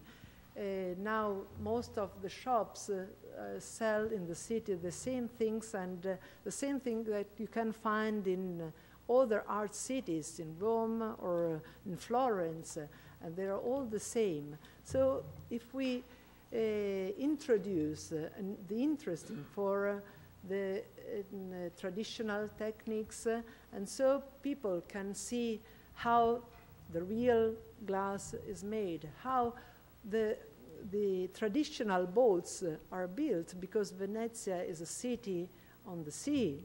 It's a water city, but tourists never consider this aspect of the city. And so it would be very interesting if we could enlarge the places where people rebuild and teach how rebuilding the historical and traditional boats and how to reuse them. This is just an example. But of course, we need to offer different possibilities. Otherwise, we will not be able to, the buildings and the city won't be able to live anymore, really. Yes, and then Mike is coming.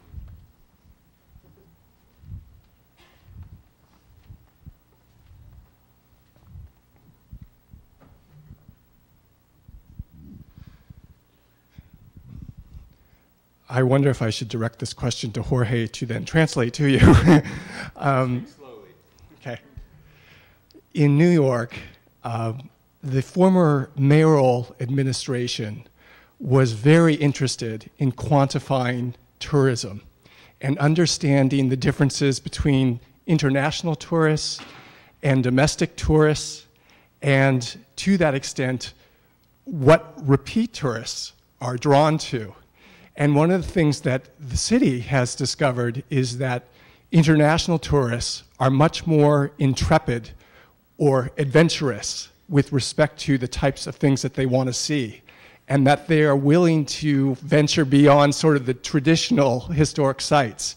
And I wondered if Venice's government has such an agency that is looking specifically at what are the demographics of its tourism population, who are the repeat visitors, where are the repeat visitors going, and to that extent, how they can sort of explore these other things that were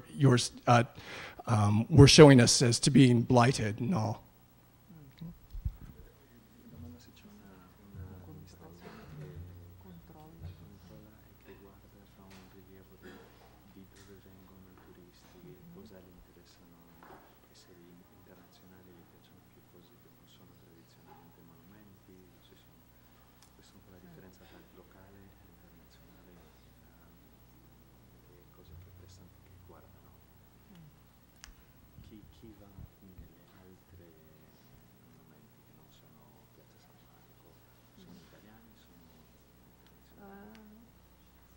Well, now, of course, they are analyzing the different kind of tourists coming and what they ask and what they ask to see and visit.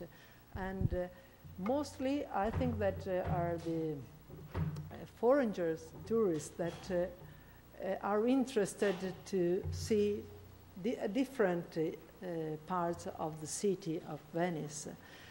What I think is that we probably have too many events in the city, because now it's more tourists are coming, and the city thinks that more events have to offer to these people, so that you can try decide what to do and what to see. Every day you have hundreds of different things that you can enjoy.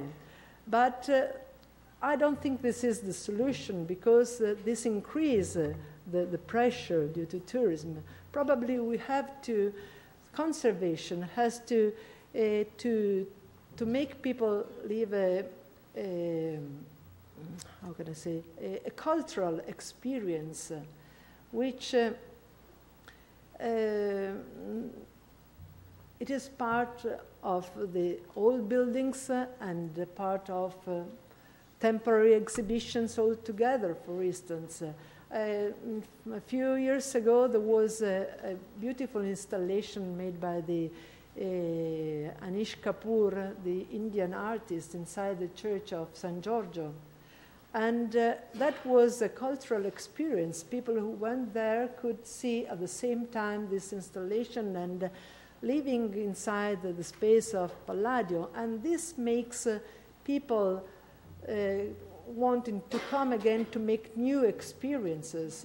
So it's more than events. I think that we need that places become sort of cultural experiences for people at different levels, because of course the experience, each one, people who come from different countries, from different cultural levels, olds and youngs, so they make a different experience of the same situation. And this make people coming back, and this may probably, but in a different way, without being, this would interrupt the globalization of the tourism, I think. Last question.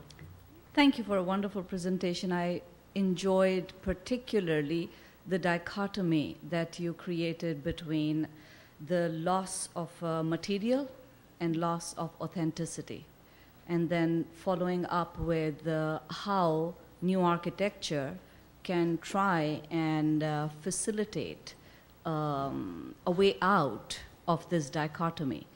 I think another parallel could be, and especially looking at Venice and what other cities, other water cities can learn from Venice, it's important to also recognize the land use heritage. How were different types of buildings catering to different uses put in front of water? For instance, traditionally, houses were never in front of water because of a simple realization that it's dangerous to do that. That is why we have industrial buildings or commercial real estate on the water.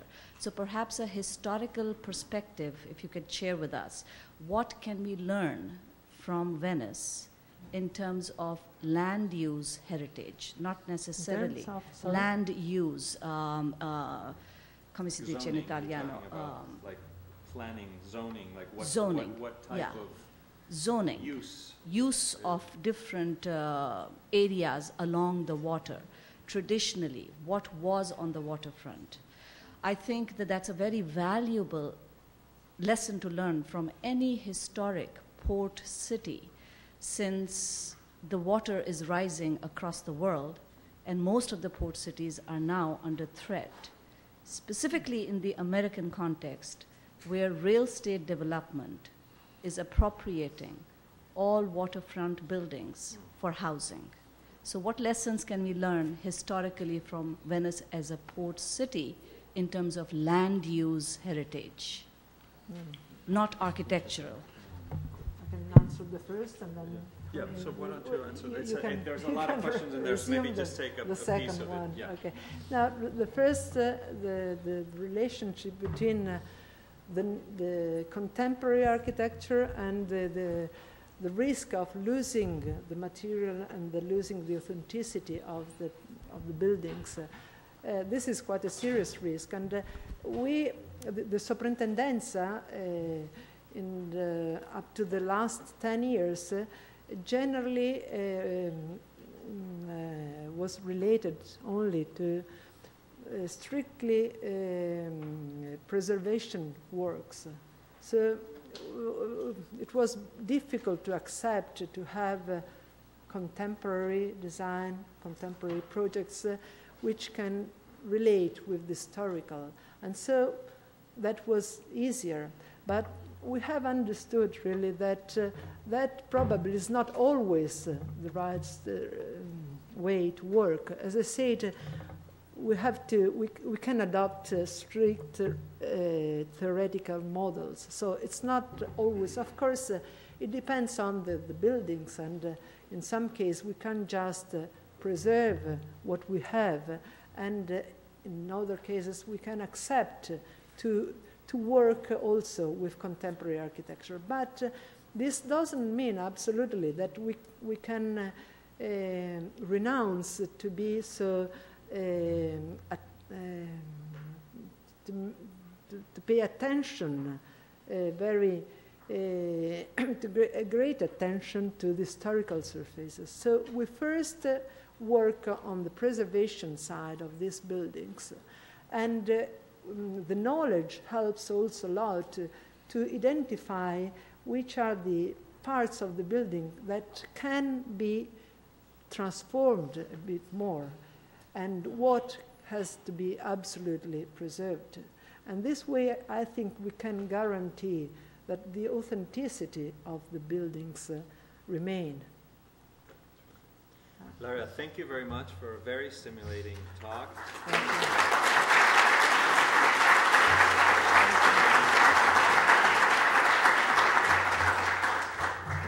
Our last speaker for the morning is Adam Lowe. He will be speaking on data and reality, data reality. Adam is the founder of Factum Arte. It's a really unique workshop, enterprise, a multidisciplinary environment, brings architects, preservationists, craftspeople, digital technologists together into conservation projects. His internationally acclaimed preservation projects include a facsimile of the burial chamber of Tutankhamun, which was installed at the entrance of the Valley of Kings, and a facsimile of Veronese's Wedding at Cana, one of my favorites, which is in San Giorgio Maggiore in Venice. These objects, these replicas are at such a level of precision that they really begin to question the relationship between original and copy, and begin to upend our notions of authenticity. He's worked with many institutions, including the National Gallery in London, the Museo del Prado in Madrid, the Louvre, and the Vatican Museums, Fondazione Giorgio Cini. The list goes on, and it seems that it will never end. He is all over the world. He's working on projects, I think, in every continent. We were talking last night, and he was about to go to Syria, which didn't seem like a good idea to me, but but he seemed to think that it was not that dangerous. So. Anyway, we are really fortunate to have Adam with us today to speak about data reality. Please help me and join me in welcoming him.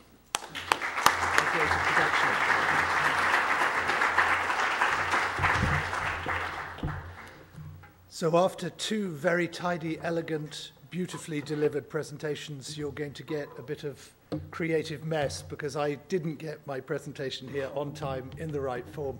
So we're going to do that thing that never quite works, but it may today, to try and run it off my PowerPoint, off my laptop. Yeah, it's coming. Great. It's going to go. As Jorge said, while we're getting this up, have we got a format problem? Factum Arte is a workshop in Madrid that I founded now about 15 years ago. It was one of those things that actually I can make a little bit of sense of looking backwards, but it never had any forward planning. So it started with an idea, really with a conversation that when I was in London, living in... when I was living in London, and I met a friend who was working in Egypt, who was working on a project to build what was effectively a sort of theme park in Egypt near the site of the new museum in Cairo. And in a slightly wine-induced conversation, I said I thought that was the most awful idea I could imagine. And he said, well, what would you do? And off the top of my head, and not totally out of context, because at the time I was working with a Spanish engineer called Manuel Franquelo, who was working on the Neo Cueva, the cave in Altamira, so the facsimile of the cave in Altamira. I said, well, off the top of my head, I'd build the most important tomb in the Valley of the Kings on a scale of 1:1. And the emphasis would be on the documentation. And so now, 15 years later, I'm going to try and touch just on a few key points which I think define what Factum Arte has become. and I'm going to talk very quickly through two projects. So following on seamlessly from Ilaria's beautiful presentation about looking after Venice, which the Superintendenza does magnificently. And I think the battle of dealing with so many tourists and yet having so many buildings of fundamental importance that need both preservation and keeping alive. And I think, in a way, what the project, the fact behind the project in San Giorgio Maggiore with the Fondazione Giorgio Cini was to try and bring a building back to life.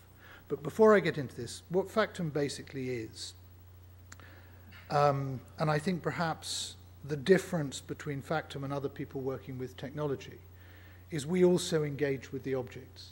So there are many people working on 3D scanning or working on different aspects of applying technology in conservation, but there are very few who are building the systems to document the objects and also working on the interpretation of those objects with different experts from very diverse fields. So I think it's an inclusive endeavor that's bringing together engineers, software writers, conservators, artists, molders, casters, physical people. So what we refer to as digital artisans on one side and the physical artisans on the other. And if there's one simple description, it's that we're trying to build bridges between the new technologies and the traditional craft skills that allow those technologies to interpret objects and to respect the complex and dynamic nature of material evidence. So really, our interest and our love and our passion is in reading objects as things that are changing over time, that don't have a fixed state of being. And as was said very beautifully at the beginning, watching how the past conditions the present and is, in a way, from the present, we read many layers of a past. So we're reading all of its conservation history as well as what the object is. And also, we're anticipating how future generations will read it. So for me, documentation is absolutely critical to everything that goes on in Factumati. So to the first case study, which is looking slightly dark on the screen, but I hope it's all right. In 2006, I got a phone call from Pasquale Gagliardi, who is the inspired Secretary General of the Fondazione Giorgio Cini. The Cini occupies the whole of the island of San Giorgio Maggiore, almost the whole. There are some bits that they don't control. So you have effectively, and Ilaria, correct me if I'm wrong, about 10 hectares in the middle of Venice with the largest garden space and a number of exhibition spaces, a historical research center, a center for early music, a residence. It's an extraordinary place devoid of the financial concerns that dominate most of the rest of the city. So it's dependent on its donations and its benefactors to support it. But what Pasquale's built is an island of study, and to me the greatest achievement is he's built a vast open shelf library which opened in 2010, designed by Michele De Lucchi, 2009 perhaps, designed by Michele De Lucchi. And I think that's a statement of the affirmative role that Venice can play in still generating places where people can go, they can study, they can have access to the books, and they can have a community who are interested in all aspects of the history of Venice. Anyway, Pasquale had organized an event on the island where every year he organizes a dialogue where different people come together. And in one dialogue, he organized an evening or an afternoon presentation where the image of the wedding at Cana, Veronese's great painting that's now in the Louvre, was projected onto the wall from which it was removed by Napoleon's troops at the end of the 18th century. The refectory designed by Palladio is one of the great masterpieces of Renaissance art in Venice. And it was really a collaboration with Veronese. So the painting and the building were conceived together and designed together, and the absence of the painting basically rendered the building a shadow of its former glory. But it was universally agreed that when they projected the painting, you either lost the materiality of the space and you lost the materiality of the painting, but you couldn't have the two together, and that it was actually a profoundly unsatisfying experience. So after 9 months of extraordinarily complicated negotiation, which I can go into in great detail if anyone wants, because I think actually how projects happen are a very, very important part of the whole discussion about how conservation will work in the future. But after, these look terribly dark, I'm really sorry. But after 9 months of negotiating with the Louvre, we were finally given permission to take a team from Factomati in to record the painting. This is a time-lapse photograph of us at work, and as you can see, the painting is now out of its original context. It's hanging at the wrong height, so it hangs about 1 meter off the ground. It's framed with a large gold frame. It's illuminated with a uniform zenithal light. It was restored in 1989 to 1991 in a very famous restoration, during which the painting fell off the easel and was seriously damaged as a number of the structures in front of it penetrated the surface of the canvas. So there was an enormous nervousness about letting us record it, and the conditions were that we had no scaffolding, we had no external lighting systems, we only worked at night, we moved all our equipment every day so the space could function as normal. And part of the discourses, the dialogues that happen within Factum is how do you do these things? Because every project requires different solutions. And in this case, we designed a system where the scanner was mounted on a vertical mast that could be pumped up. So it was placed with distance sensors 8 centimeters from the surface of the painting, and the entire painting was recorded using 3 different systems. So the flatbed scanner, the traditional photography, and for the lower half, within visible sight, a 3D scan.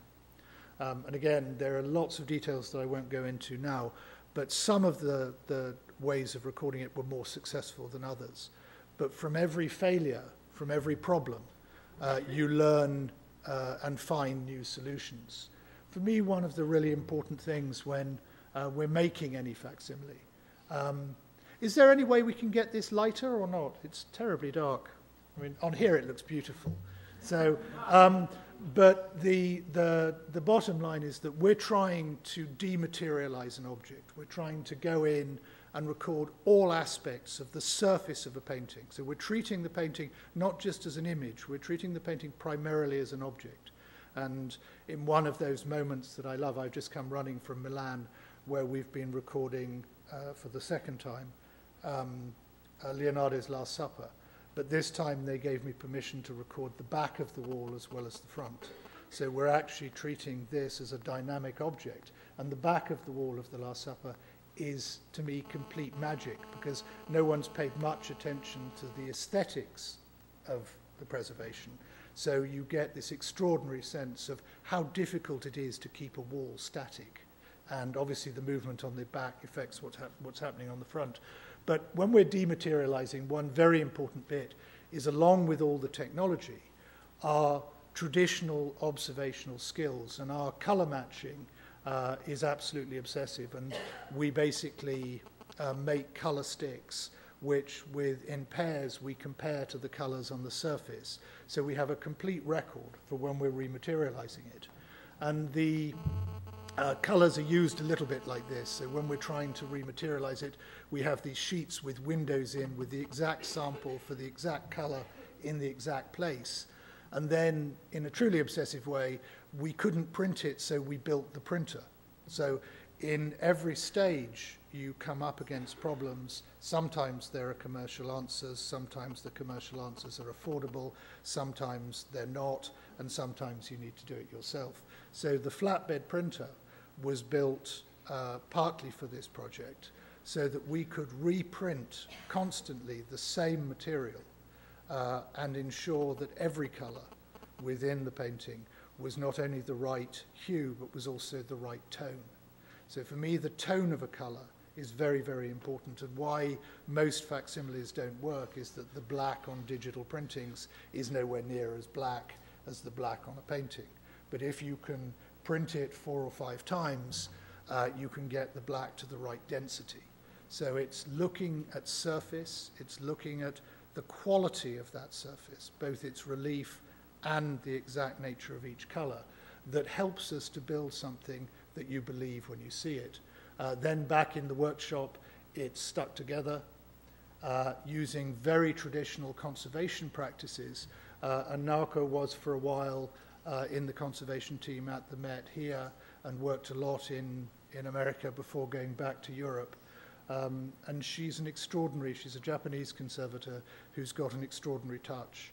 And so we use normal museum skills and normal conservation skills to rematerialize the object so that you can't see any artifacts. So in a way, Naoko's job is as it would be in a museum, joining pieces together, hiding damage, making sure the object has the right quality and you look at it in the right way. Then it's taken to Venice, and with an enormous group of people. So there are many people involved in it on every single level. So I love this kind of group work that goes on where everyone has an important role to play. And actually the people building the scaffolding that had to constantly be moved to get the painting up onto the wall. The painting, by the way, measures 10 meters by 7 meters. And I always remember the first time I met Pasquale, and we'd never made a facsimile of a painting at this point, just thinking, why couldn't it be a bit smaller? And the solution was to ship it in sections, to lift it up in sections, and then to see it in the refectory with the light for which it was intended, hanging at the height for which it was intended, playing the architectural games that were intended in the relationship that Veronese was setting up with Palladio. And this moment, I think, was one of the most viscerally exciting and full of complete anticipation, because the day after this photograph, there were about 700 of the great and the good of Venice who all came in.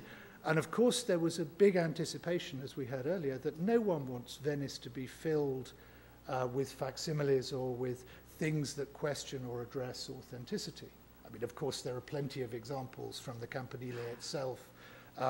But in this case, what happened was incredibly important in the whole sense of what happens next within Factomati. About a third of the people burst into tears. So everyone knows they're looking at a facsimile, but it provoked an emotional response. And I think that was a bridge that I'd never expected.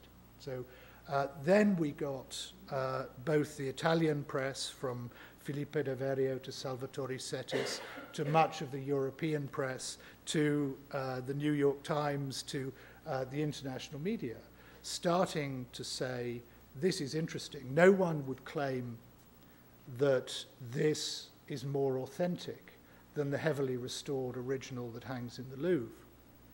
But there are many people who claim that the experience of seeing this in the site for which it was intended is more authentic than the experience of seeing the heavily restored original hanging on the walls of the Louvre. And that was something that was both, for me, very affirmative. But I think the most important thing was that people started to feel the facsimile. So while they knew it's totally declared it's a facsimile, it's written on the wall, it's clear, the history is well talked about, but you go into that space and the space has completely come alive. And what I love is that since this photo was taken, the refectory itself has been restored. So there's a dialogue going on the refectory is now visited, whereas before it was virtually never visited. And the atmosphere in the building has changed dramatically. What I also like is that it forced a kind of looking at and a questioning of where originality presides, where it exists. And I like this pairing because, as you can see in the facsimile, we now have, well, you can hardly see it, but we now have a green man there. And when the painting was finished, the green man was red. That's a little bit controversial because there's still some doubt about it. Certainly within 30 years of the painting being completed, the green man was red. And again, I wish we had a little bit more resolution here, but what you can see is the figure is extraordinarily deformed. The legs are all muddled up. The green costume follows the back of this leg. And so my version of the story would be that Veronese did a quick costume change. And again, we have all the records. We know there was no scaffolding put up after the painting was completed.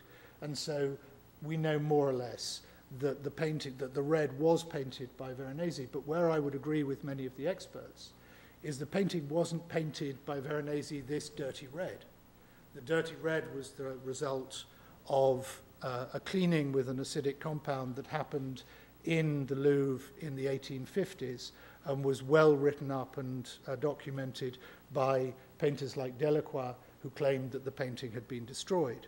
But what happens is if you see towards the back leg, the detail is here.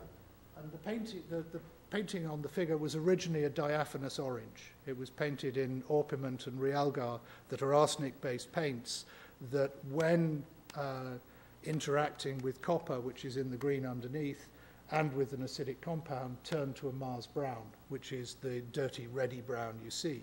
So something happened in the 19th century that changed that painting.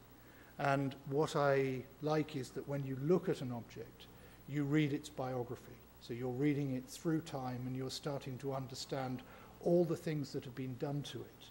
And I would love, I mean, in England there used to be a great program on Radio 3 about all the performances of different pieces of music. I quite like thinking that what we do is actually a performance of a painting, that what we did with the Veronese was a performance of that painting. It's an interpretation of it that was done by the team in Factimate in 2009 and 2007.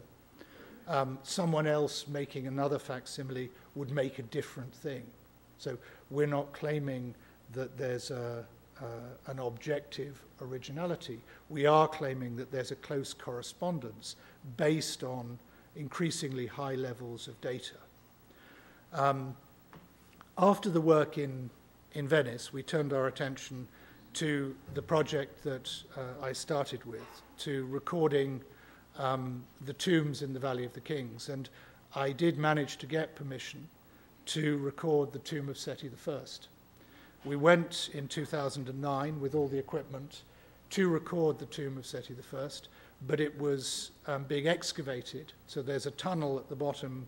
The tomb of Seti I is the largest and most important tomb in the Valley of the Kings that's been closed since 1985 because part of the astrological ceiling in the sarcophagus room collapsed.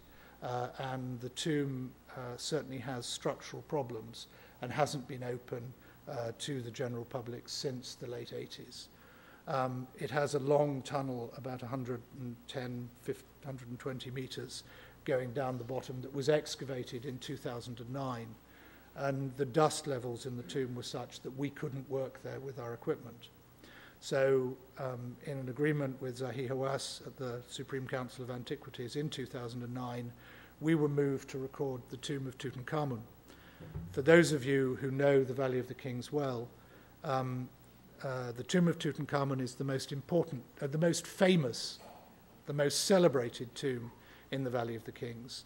But it's actually quite a small tomb that was painted very quickly. And initially I was very upset by the idea that we were switched from the tomb I really wanted to work with to this small tomb covered in mold. But actually it was the best thing that happened, because celebrity is what interests the media and the public, and we wouldn't have got anywhere near as much attention to the work that was being carried out to change attitudes, the attitudes of the tourists in the Valley of the Kings, if we'd worked in the tomb of Seti I. So we got the Financial Times, the BBC, many, many people starting to tell a complicated story about sustainable tourism. And to me, this is the really exciting thing that faces Venice, that faces the Valley of the Kings, that faces so many sites, because tourism has grown exponentially. And the Valley of the Kings was built to last for eternity, but it was never meant to be visited. These were closed tombs. And so the dynamics, the Egyptian craftsmen were completely extraordinary. And they knew their materials, they knew their site, they knew how to apply them, and they knew what not to do. So the most important thing was to allow the walls to breathe. Anyway, this little part, and then I'm going to go very fast through some other bits. This part was about documentation. So we did high-resolution photography. We do high-resolution, close-range laser scanning. Now, one thing that I think is very, very important at the moment is there's so many misunderstandings about technology, about what's possible, about what different things can do.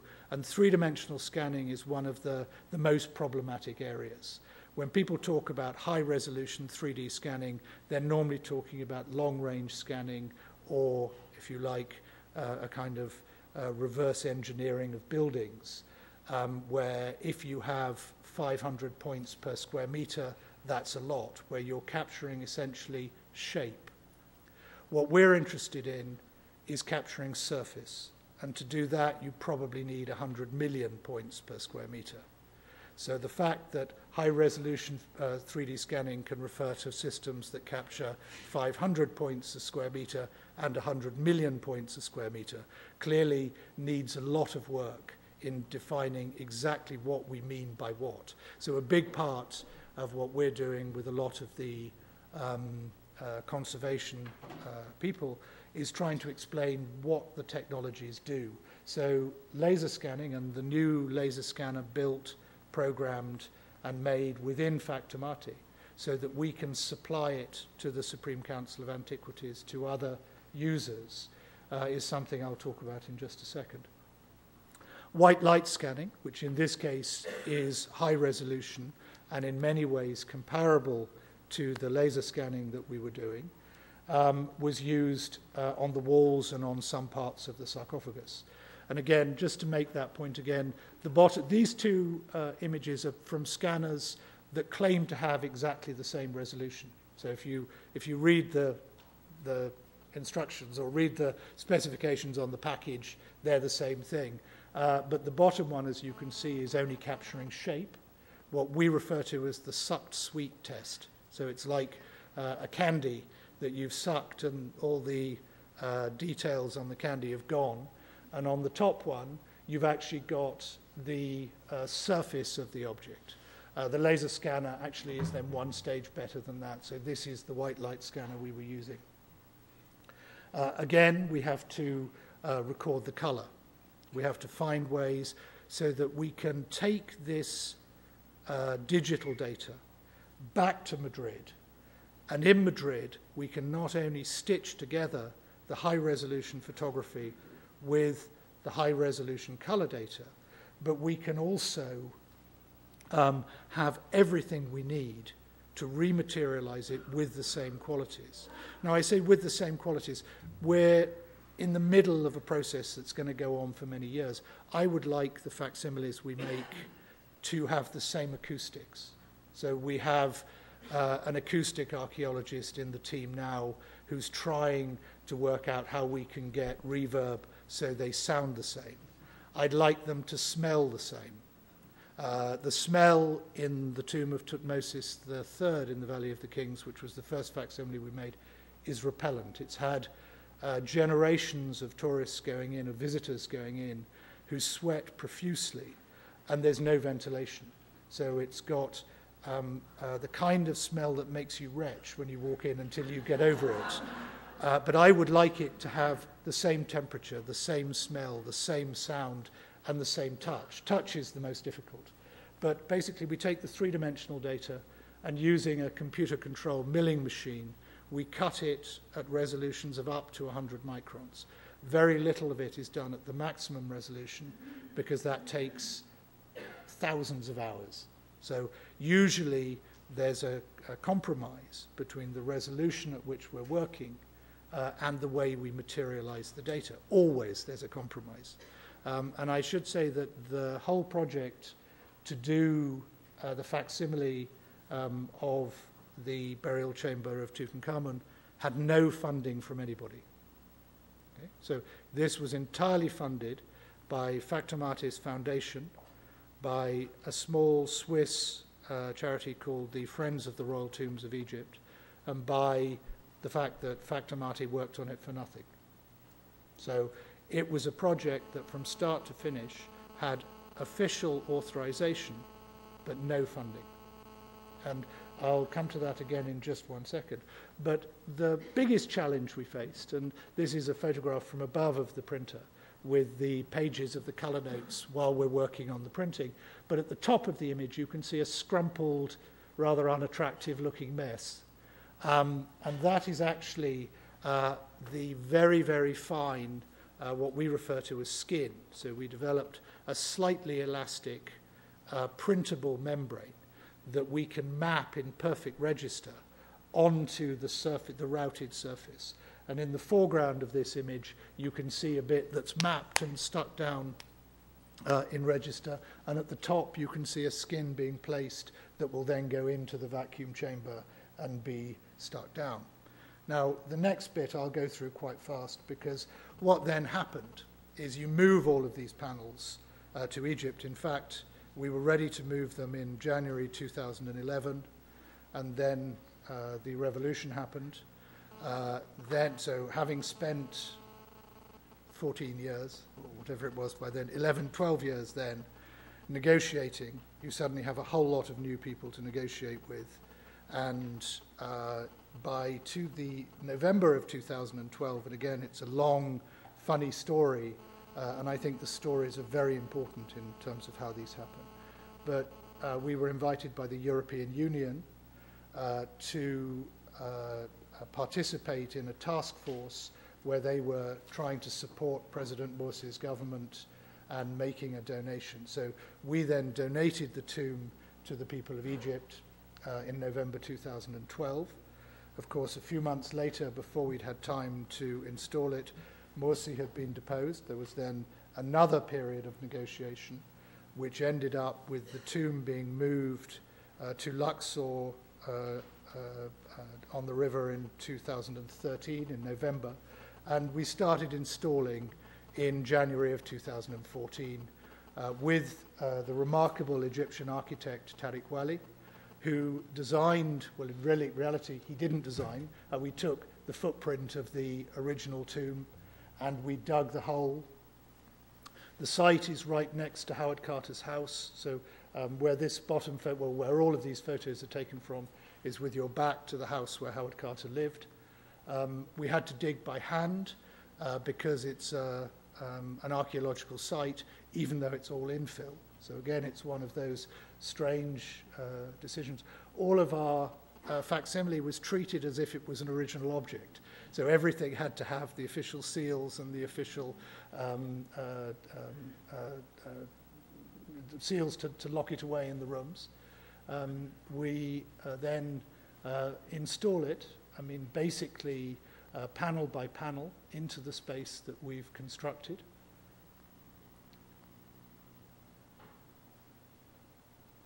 And again, I think there were about 40 people, 40 local people. So working with the local teams is something that we're really trying to focus for the next phase of the operation. We bring in the limestone. It has to be made damp-proof, even in the Valley of the Kings. Damp is an issue. Look at the house on the hill in the background, and I'll come there in a minute. we bring in the sarcophagus and the other parts that we'd made. Again, it's one of those. Chaos reigns in Factum generally, but chaos in Egypt is amplified. So it's the noise that accompanied this slide is something that I hear every time I look at it, with everybody shouting from the people as we're trying to carry in something that weighs nearly 200 kilos without any rollers, without anything, with extraordinarily strong Egyptian workers. The whole of the process was with people visiting. So one of the big challenges is actually how to have a space where you could work, because there are just people everywhere. And for every one person working in Egypt, there's at least 10 watching. So you have this small enclosure, but at the end, we get, well, you really can't see it.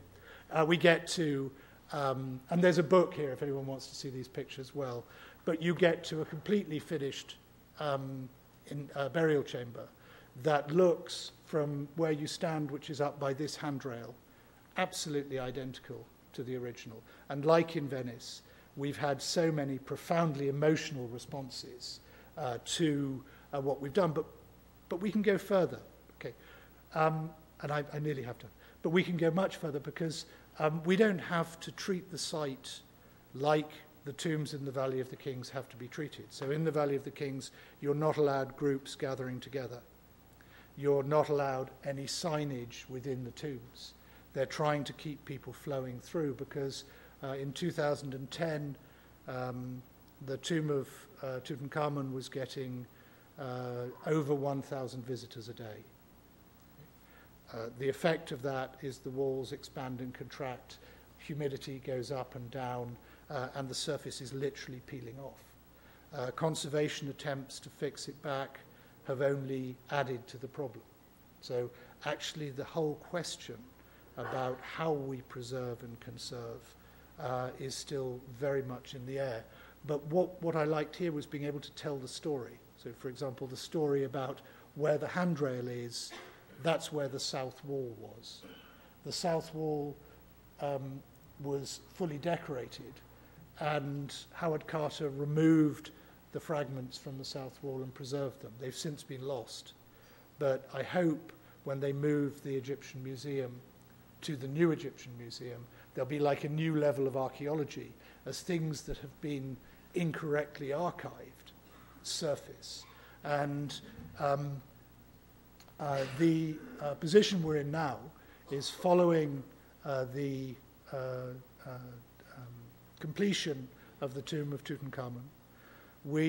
I was in Cairo last week, and we've just, or 2 weeks ago, and we've just secured the permission to go back and record the tomb of Seti I, the whole tomb, and to take the building on the top of the hill in the background here, which is a seminal building by Hassan Fatih, which is in disastrous condition, partly because the hill is sliding, but also the building's been neglected.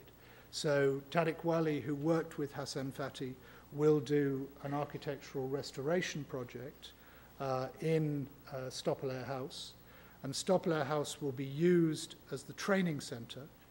And we have the first Egyptians now in Madrid. So we're training an Egyptian workforce to be able to carry out the work on site to do the documentation of the next tombs. And I completely agree that local engagement is really the only way that sustainable heritage management can be nurtured, and hopefully we can end up in a position where the tourists will understand that by visiting a facsimile like this, they can understand as much, experience as much, and contribute to the preservation of the rest of the site.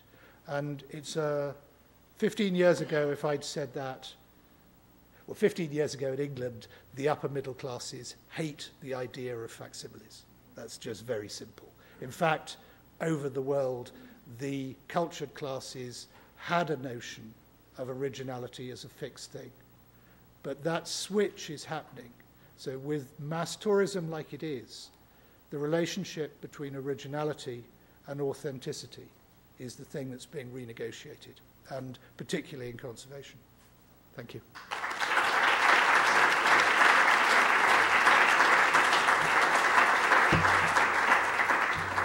Thank you, Adam. We have a couple hands already up over here, so, and then one in the back as our second question. Thank you very much. I'm wondering, aside from the money, what is stopping you from creating another facsimile here in this country? Where's there? Okay, yes.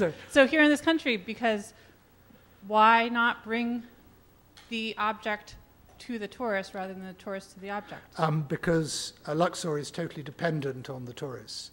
And in fact, there are many things that they can gain from visiting Luxor. There's many other aspects of the Valley of the Kings that they can understand by being on site. And the simple answer to your question is because when we enter into an agreement with any body, I always insist that we make one facsimile. What they do, what the Supreme Council of Antiquities or other bodies might do with the data or might commission us to do with the data could be up to them.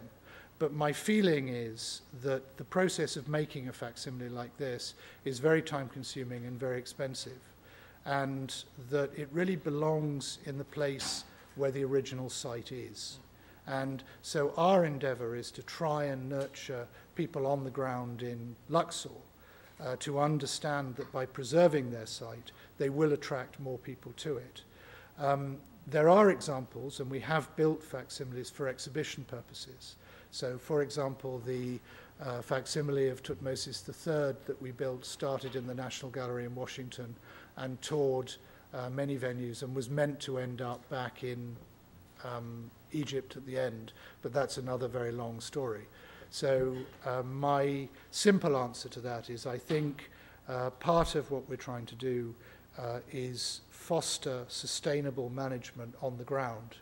And I think there may be cases where people decide that facsimiles in other places would be important, but that's not something I personally favor instinctively. Thank you for this really exciting and provocative presentation. And this summer, I was visiting with some friends in Luxor on the West Bank who derive some of their daily livelihood from visitors. And they, they've watched the project unfold, and they're really largely supportive, and they see that, okay, visitors will definitely be able to enjoy these facsimiles, particularly in cases where the tomb, the original, is closed. But then they asked me a tough question, and one that I really struggled to answer, and that was just that when you go through this dematerialization process, and when you have a tomb or a painting suddenly turn into a data set, they asked me, so Will, what's going to happen when this data is WikiLeaked? And when, all of the parameters that have been put in place to control it, when somehow that is breached, these Egyptians, they don't have a problem with the facsimile sitting there. They're very glad, and they trust their national authority. But we just live in an age where controlling data is something that we confront, each and every one of us, in our own daily lives. And with this, when we go down this road towards turning these places and these objects into data sets, well, for now, you guys at Factum Arte, you're the ones with the experience. You're the ones who can actually do this, and it is tremendously time-consuming and a real art. But might not that change as well? I'm absolutely sure it will, and I'm absolutely sure attitudes towards copyright, towards data protection, towards many aspects of so-called big data are undergoing enormous transition. In fact, we're very, very specific. I will never make money from any of the data that we derive outside of the agreement we make with the body that has the responsibility for looking after the site. I believe very, very strongly that that data should be used to fund and finance ways of actually protecting the site in general. I mean, there's an interesting proviso. I mean, some people sort of now think you just press the button and print. I mean, so one of the things that you saw was we had to develop the printer, we had to develop the substrate. Of course, people could do it much worse. You don't have to route it, you can just print it out. It's still quite impressive. You can make didactic displays. I would probably argue a sort of Warholian argument that that will focus attention on the original site and will benefit them even more. But what we're doing on the next level, so the idea of building a group of tombs, so we want it to be Tutankhamun that's there, then Seti I, then Nefertari, and I would like it to end with Tutmosis III that really needs to be closed, to build 4 tombs. And also to transfer all the technologies to build the tombs, to build the facsimiles to the Egyptians, to set up workshops that will also become visitor centers. So if you like, slightly more on the Murano glass model, where people would actually go to see the facsimiles being made. I mean, that to me is a very, very important part of the next bit of transfer of skills. So we've been identifying very, very skilled craftsmen over the last 10 years in Egypt who can form the core of our group of team, of our team that will be there on site. And really, we want to empower them to make the money to ensure that the documentation of other tombs, perhaps tombs that are less famous but equally as important, can be recorded.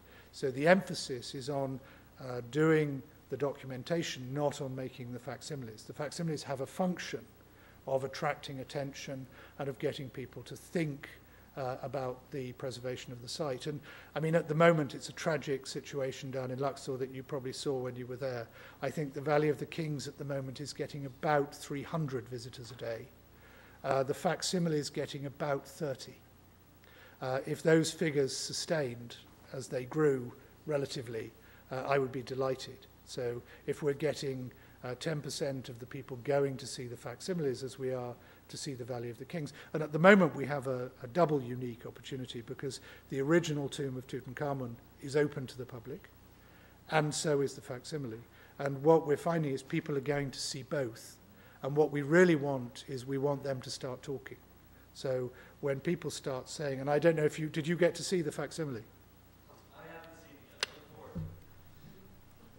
Adam, this has been a terrific, an illuminating talk about the nature of technology, replication, the expression of preservation. This is a completely new building that you put up in the Valley of the Kings. Who would have been you know, how as an architect's dream to build a building in the Valley of the Kings, and you have, but historically, the preservation's been at the forefront of technology and building technology, and this is a great example of that. How many fabrication shops would like to be at this level that are doing architecture, new construction architecture? So we were just thrilled to have you.